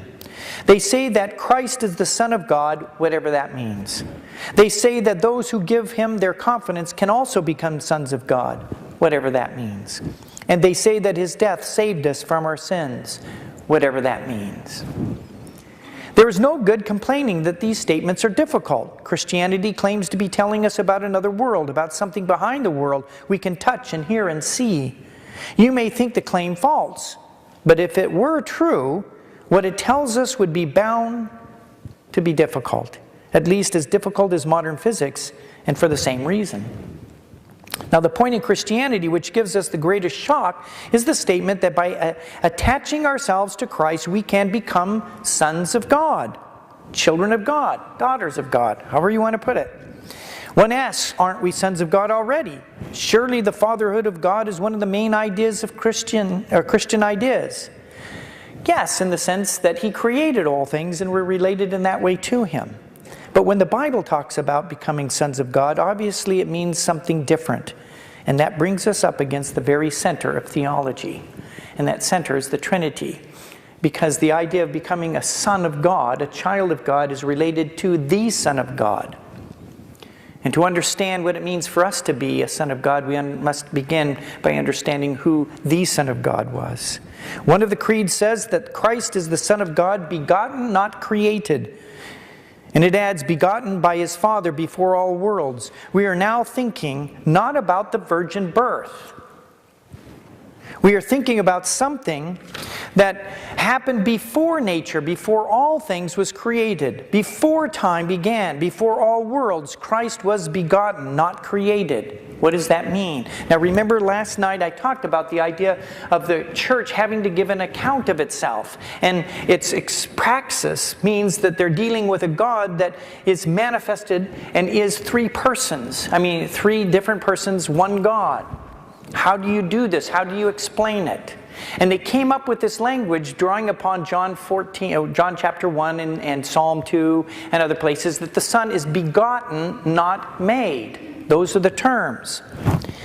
We don't use the words begetting or begotten much in modern English, but everyone still knows what they mean. To beget is to become the father of. To create is to make. And the difference is this: when you beget something of the same kind as yourself. A man begets human babies. A beaver begets little beavers. And a bird begets eggs, which turn into little birds. But what you make something of a different kind from yourself. Birds make nests. Beavers build dams. A man makes a wireless set. Or he may make something more like himself than a wireless set, say a statue. And if he's clever enough, carver, he may make a statue which is very like a man indeed, but of course it is not a real man, it only looks like one. It cannot breathe or think. It is not alive. Now, that is the first thing to get clear. What God begets is God. What God creates is not God. Just as what a man makes is not a man. That is why men are not sons of God in the sense that Christ is. They may be like God in certain ways, but they are not things of the same kind. They are more like statues or pictures. Now, in terms of the Trinity, the language, again, we're struggling trying to find language and saying the relationship between the Father and the Son is one of begetting. We're using that term to say that they're one of the same essence. But this begetting isn't in a point of time. The Son is eternally begotten. There's never a time in which the Son was not. But it's just a word to try to get at a reality, a truth that's very difficult for us to understand. In another chapter, he begins to give an illustration using books of how these two can be eternally together, eternally in a relationship like that. But right now, the point is he's using this notion of begetting to get at this, and he's tying back to the early creeds. He says a statue has the shape of a man, but it is not alive. In the same way, man has, in a sense, as I'm going to explain, the shape or likeness of God, but he has not got the kind of life God has. Now, in this series, he's going to go on and show, but through the incarnation, through God becoming a human being, has enabled God to actually give us that life, his life, by becoming one with us, imparting that life into us. And if I can take liberties here, 2 Peter 1:4, as a result we have become partakers of the divine nature. There's a sense in which when God and humans came together in Christ, it set a new paradigm for a new humanity. A humanity that actually shares in the life of the Son. And it talks about us then in this new birth as being begotten of the Spirit, not made simply. He finishes this one, he says, that is precisely what Christianity is about. The world is a great sculptor's shop. We are the statues, and there is a rumor going around the shop that some of us are someday going to come to life. So we start with statues, sculptures, but it's as if the sculptor is able to actually breathe into this one and have them come alive. If you're familiar with G.K. Chesterton, I really encourage you to get his play, The Surprise. He dramatizes this in a very, very remarkable way, this notion of coming alive.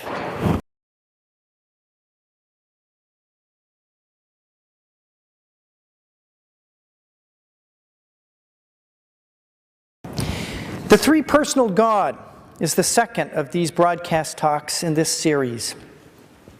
A good many people, he says, nowadays say, I believe in God, but not in a personal God. They feel that the mysterious something which is behind all things must be more than a person. Note that, more than a person. Now, the Christians quite agree. But the Christians are the only people who offer any idea of what a being that is beyond personality could be like.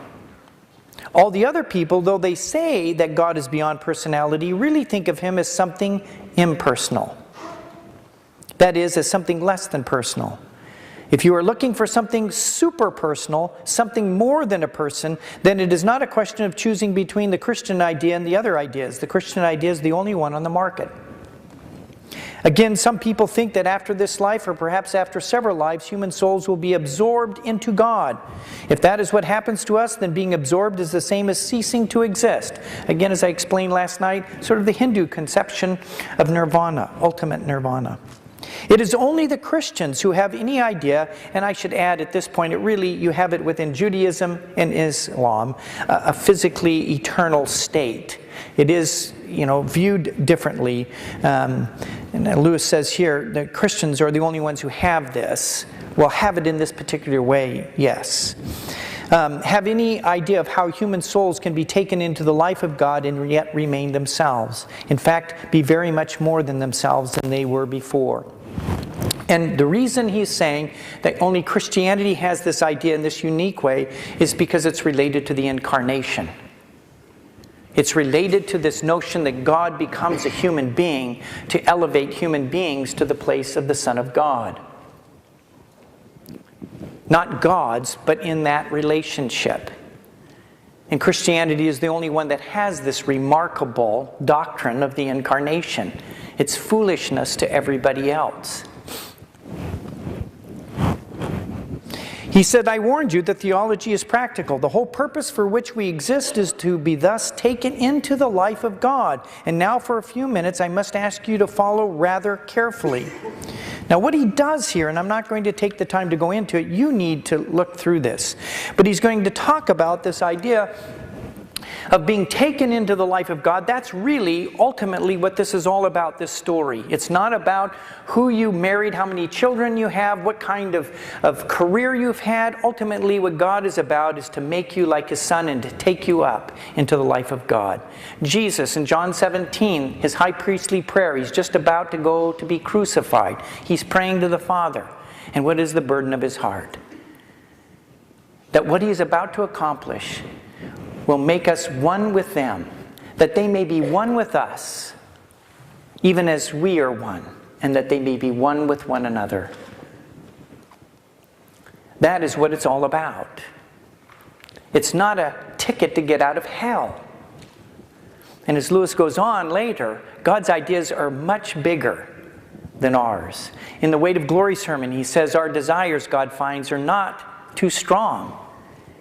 God finds our desires too weak.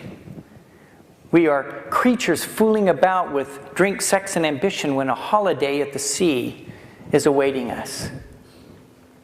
We are far too easily pleased. Our sights are so low.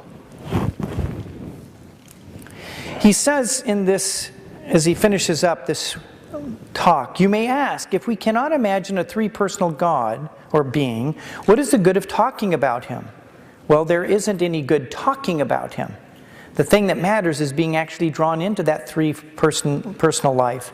And that may begin any time tonight if you like. And what I mean is this. An ordinary simple Christian kneels down to say his prayers. He is trying to get into touch with God. The man is being caught up into the higher kind of life, what I call Zoe, or the spiritual life. He is being pulled into God, by God, while still remaining himself. And that is how theology started. People already knew about God in a vague way. Then came a man who claimed to be God, and yet he was not the sort of man you could dismiss as a lunatic. He made them believe him. They met him again after they had seen him killed. And then after that, they had been formed into a little society or community. They found that God somehow inside them as well, directing them, making them able to do things they could not do before. And when they worked it all out, they found that they had arrived at the Christian definition of the three-personal God. It wasn't just an intellectual exercise, as Lewis is trying to bring out. When you come to knowing God, he says, the initiative lies on His side. If He does not show Himself, nothing you can do will enable you to find Him. But the Christian teaching is that God has initiated. He's initiated Romans 1 with what He has created. He's initiated, as Lewis has already talked to us about, by putting this conscience within us that constantly points us towards Him. We can try to shut it down, but it's still there. He also has given to us revelation inscripturated, that is the Bible. He has taken certain things, given them, and having them written down for a record. But most importantly, the revelation in revealing himself as he came down and he visited us. Lewis in another place talks about the fact that Shakespeare and Hamlet could never meet. Hamlet knows nothing of Shakespeare. Shakespeare knows everything of Hamlet. But if Shakespeare ever wanted to meet Hamlet, it would have to be on the stage. He would have to write himself into the story, into the script, and have them meet on the stage. And there's a sense in which God wrote himself into the story. In fact, he ends up becoming the primary character of our story when you look at it from beginning to end. That is why I think it might have been Karl Barth, it might have been somebody else, but in Jesus we see the human face of God.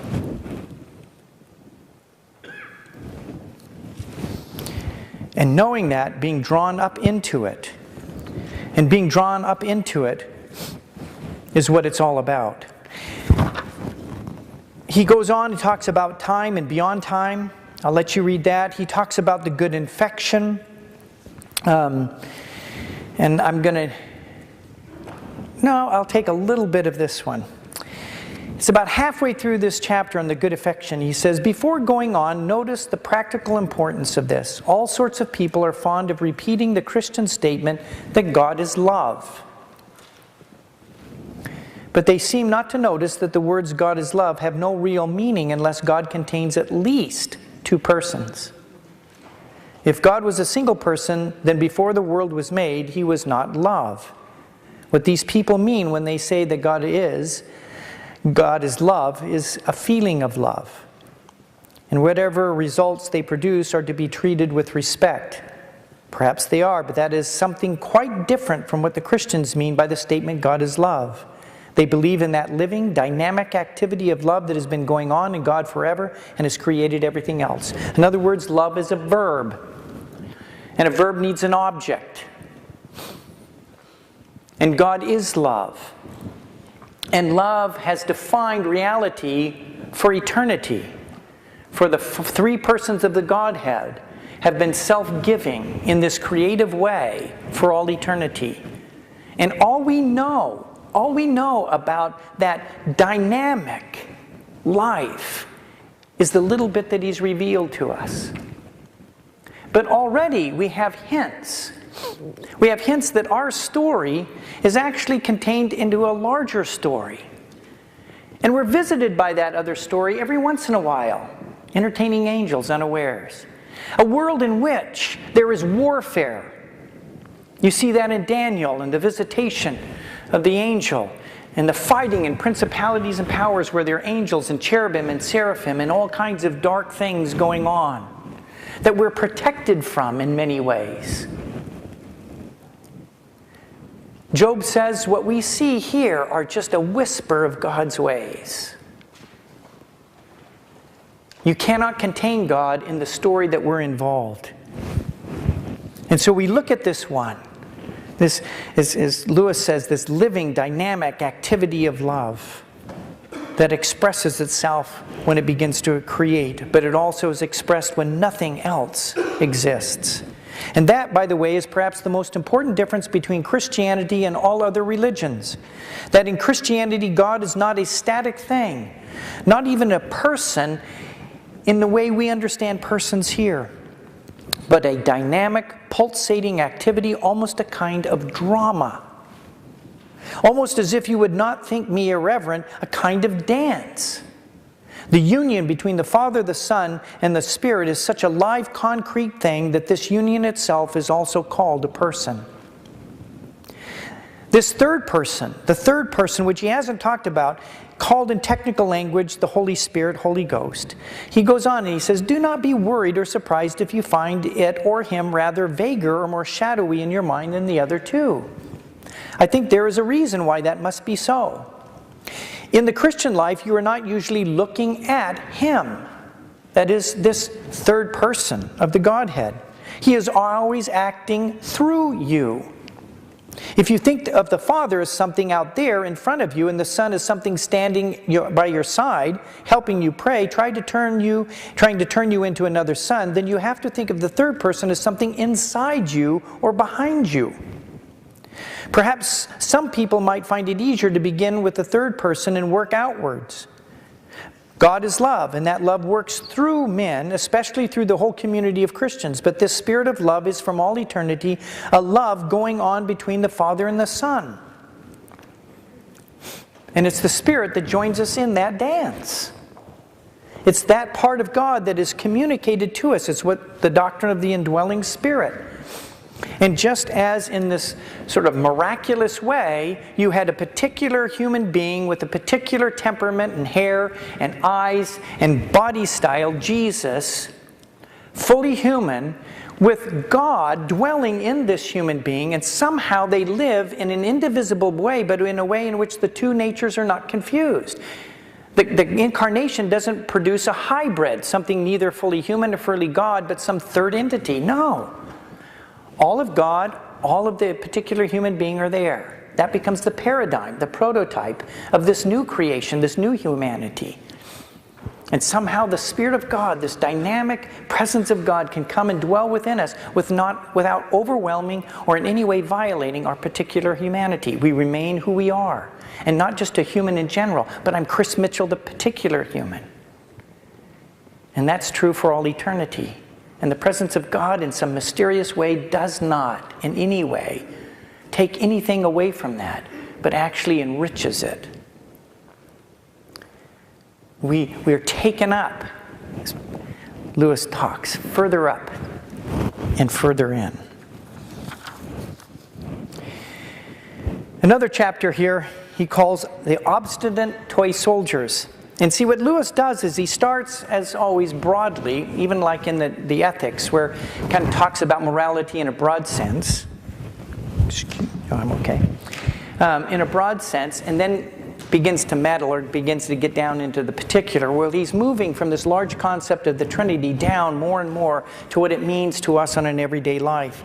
And in Obstinate Toy Soldiers, he goes and becomes more particular. The Son of God became a man to enable men to become sons of God. That's the formula. At the present state of things is this: the two kinds of life are now not only different, but actually opposed at times. The natural life in each of us is something self-centered. That is what Paul, if you look at the scriptures, calls the flesh. Something that wants to be petted and admired, to take advantage of other lives, to exploit the whole universe. And especially it wants to be left to itself. It doesn't want God interfering. To keep well away from anything better or stronger or higher than itself. Anything that might make it feel small. It is afraid of the light and air of the spiritual world. It knows that if the spiritual life gets hold of it, all of its self-centeredness and self-will are going to be killed, and it is ready to fight tooth and nail to avoid it. That is a wonderful description of what Paul talks about in Galatians 5 between the war of the spirit and the flesh. You didn't have those problems. I didn't have the problems I have now before I gave myself to Christ. I was able to sin freely in many ways, apart from social convention. Now I've got this other thing inside that's keeping telling me, no. Where did that come from? This is what he's talking about. Now, illustration. Imagine turning a tin soldier into a real little man. It would involve turning the tin into flesh. And suppose the tin soldier did not like it. He is not interested in flesh. All he sees is that the tin is being spoiled. He thinks you're going to kill him. He will do anything he can to prevent you, but he will not be made into a man if he can help it. Now again, that's a really excellent picture of the flesh. The flesh does not want to be made into anything else but itself. What you would have done about that tin soldier, I don't know. But what God did about us was this. The second person in God, the Son, became himself human, was born into the world as an actual man, a real man of particular height, with hair of a particular color, speaking a particular language, weighing so many stone or pounds. The eternal being who knows everything and who created the whole universe became not only a man, but before that a baby, and before that a fetus inside a woman's body. The result of this was that you now had one man who was really what all men were intended to be. One man in whom the created life derived from his mother allowed itself to be completely and perfectly turned into the begotten life. The natural human creature in him was taken up fully into the divine Son. Thus, in one instance, humanity had, so to speak, arrived, had passed into the life of Christ. And because the whole difficulty for us is that the natural life has to be, in a sense, killed, he chose an earthly career which involved the killing of his human desires at every turn. Poverty, misunderstanding from his own family, betrayal by one of his intimate friends, being jeered at and manhandled by the police, and execution by torture. And then after being thus killed in every day, in a sense, the human creature in him, because it was united to the divine Son, came to life again. The man in Christ rose again. Not only the God. That is the whole point. For the first time we saw a real man, one tin soldier, real tin, just like the rest, had come fully and splendidly alive. And you wonder, in Luke, at the announcement of the birth of Christ, in this backwater Bethlehem, a little postage stamp of real estate, in a despised part of the Roman Empire, everybody is asleep, except for a few despised shepherds. Shepherds then were like gypsies today. There was no place for them. And that's who the angels come to say, this fully human has been born. It says a legion of angels were there. I once asked myself, I wonder how many are a legion? Well, I don't know, but my thinking is, it says angels long to look. I think they were all there. I think they've been waiting for this moment, and they're still baffled by it, but they're on their tiptoes trying to find out what it is, what's going on.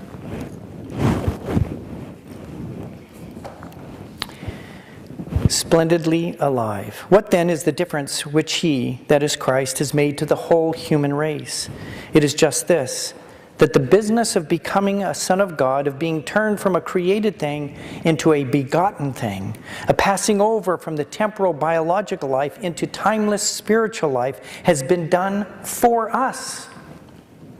Humanity is already saved in principle. It's been accomplished. We individuals have to appropriate that salvation.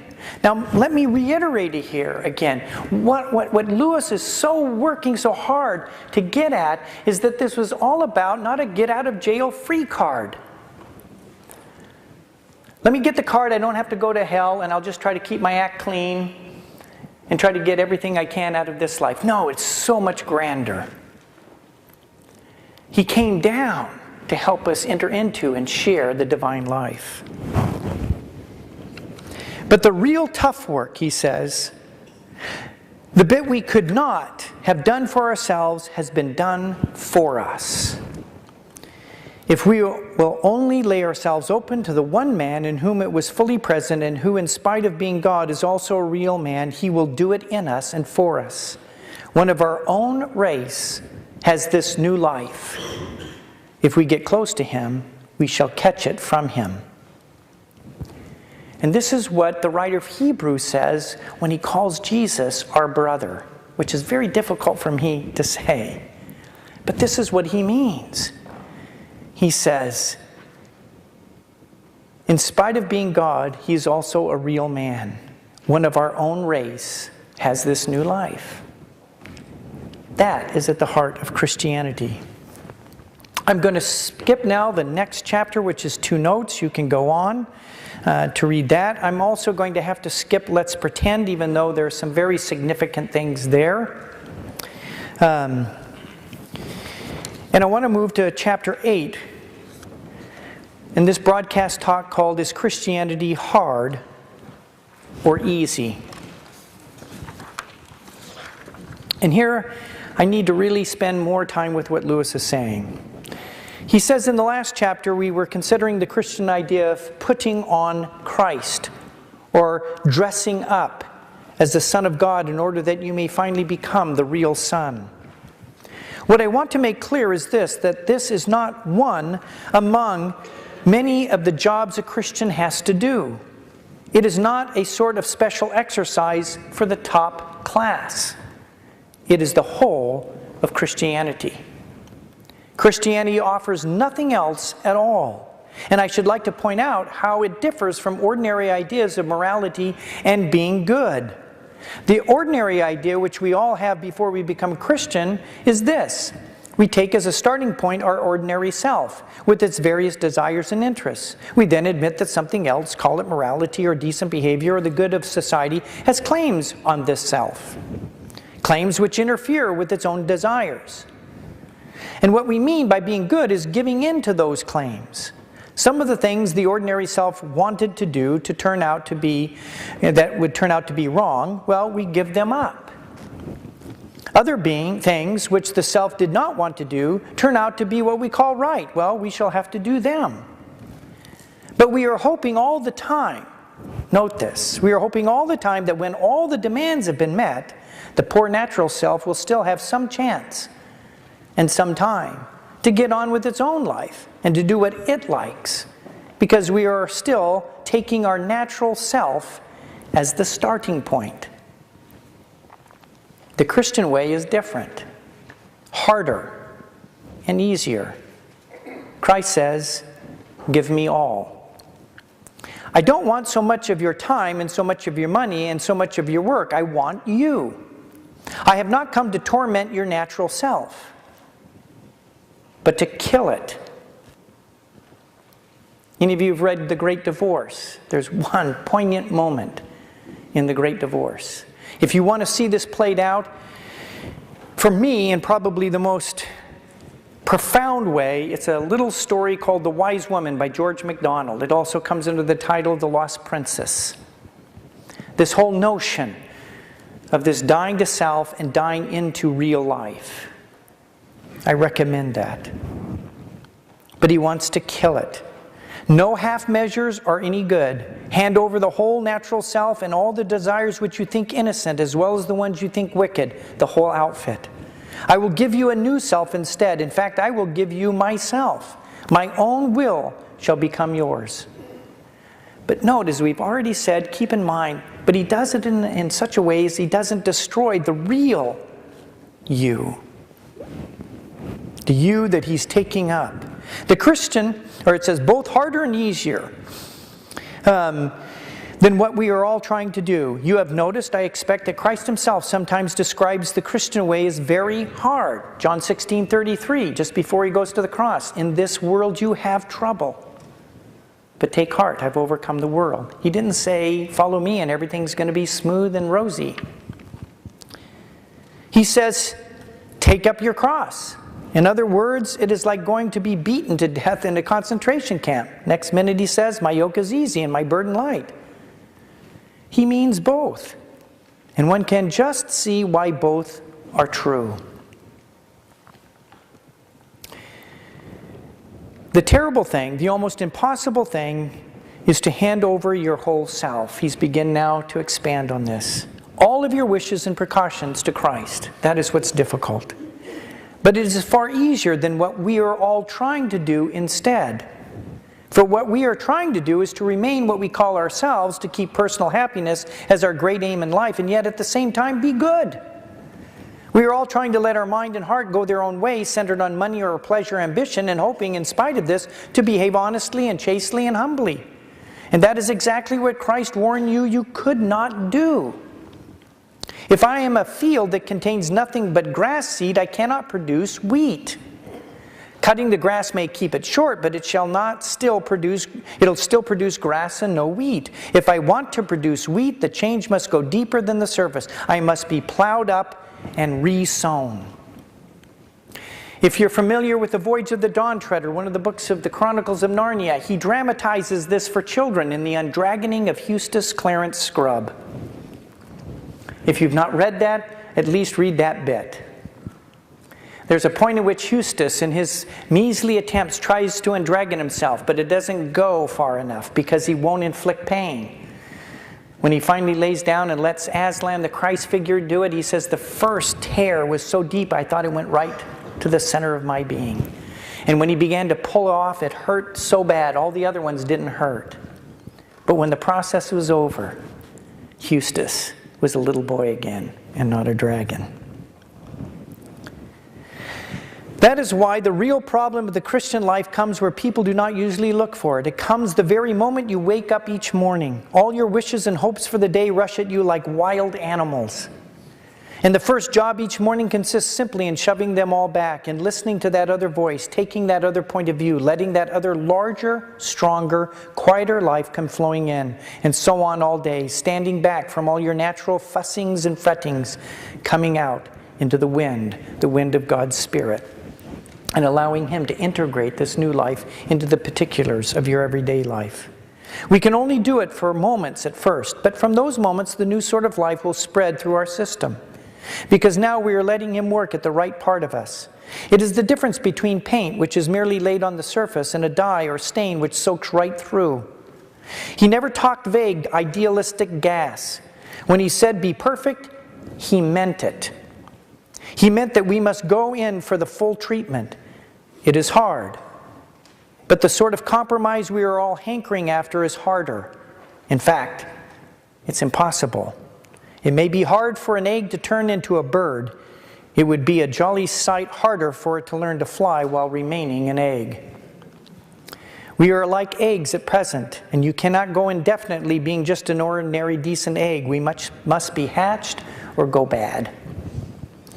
May I come back, he says as he finishes, to what I said before. This is the whole of Christianity. There is nothing else. It is so easy to get muddled about that. God became man for no other purpose. It is even doubtful, whether the whole universe was created for any other purpose. It says in the Bible that the whole universe was made for Christ and that everything is to be gathered together in Him. I do not suppose any of us can understand how this will happen as regards the whole universe. It's like John in 1 John chapter 3. We don't know what we shall be. It's just really beyond. Our imagination cannot grasp that. We're just on the edge. But one of the things it does say is we're going to see Christ face to face. And that gets at this transformation that Lewis is talking about. Let me give you an illustration. Exodus 33. Moses has pleased God. God wants to do something for Moses. He says, "Moses, what do you want?" Moses says, "Show me your glory." God says, "Oh man, Moses, what a pain. I can do a lot of things, but I can't do that. No one can see my face and live. It's just impossible. So I'll tell you what I'll do. The best thing I can do, put you in the cleft of this rock. I will protect you. I'll cover you. I will let my glory pass by you. And after it's passed by, I'll take my hand away and you can see the afterburning of it. But no one can see my face and live." We move from Exodus 33 to 1 John 3. See how great a love the Father has bestowed upon us that we should be called sons of God. Just what Lewis has been talking about. And John says, and that is what we are. It's not just some legal positional thing. It's real. He has birthed Himself within us. He has taken us up into the life of God. And then it says, the world doesn't know us because it didn't know Him. It doesn't recognize us. And we don't know what it's all going to turn out to be, but we do know this, that when we see Him, we shall see Him face to face because we're going to be like Him. Something monumental has transpired from Exodus 33 to 1 John 3, and it's this. It's God taking up humanity that we can be taken up into the Son of God. And when Paul says in Galatians 4 that we will cry out by the Spirit, Abba, Father, that word Abba is like daddy. If you go to the streets of Israel and see little kids running after their father, they're not saying Father, some formal, they're saying Abba, Abba, Abba. We cry out with the same spirit that belongs to God. That is the great thing. And as we'll start coming in the next session, God will do whatever it takes to get us there.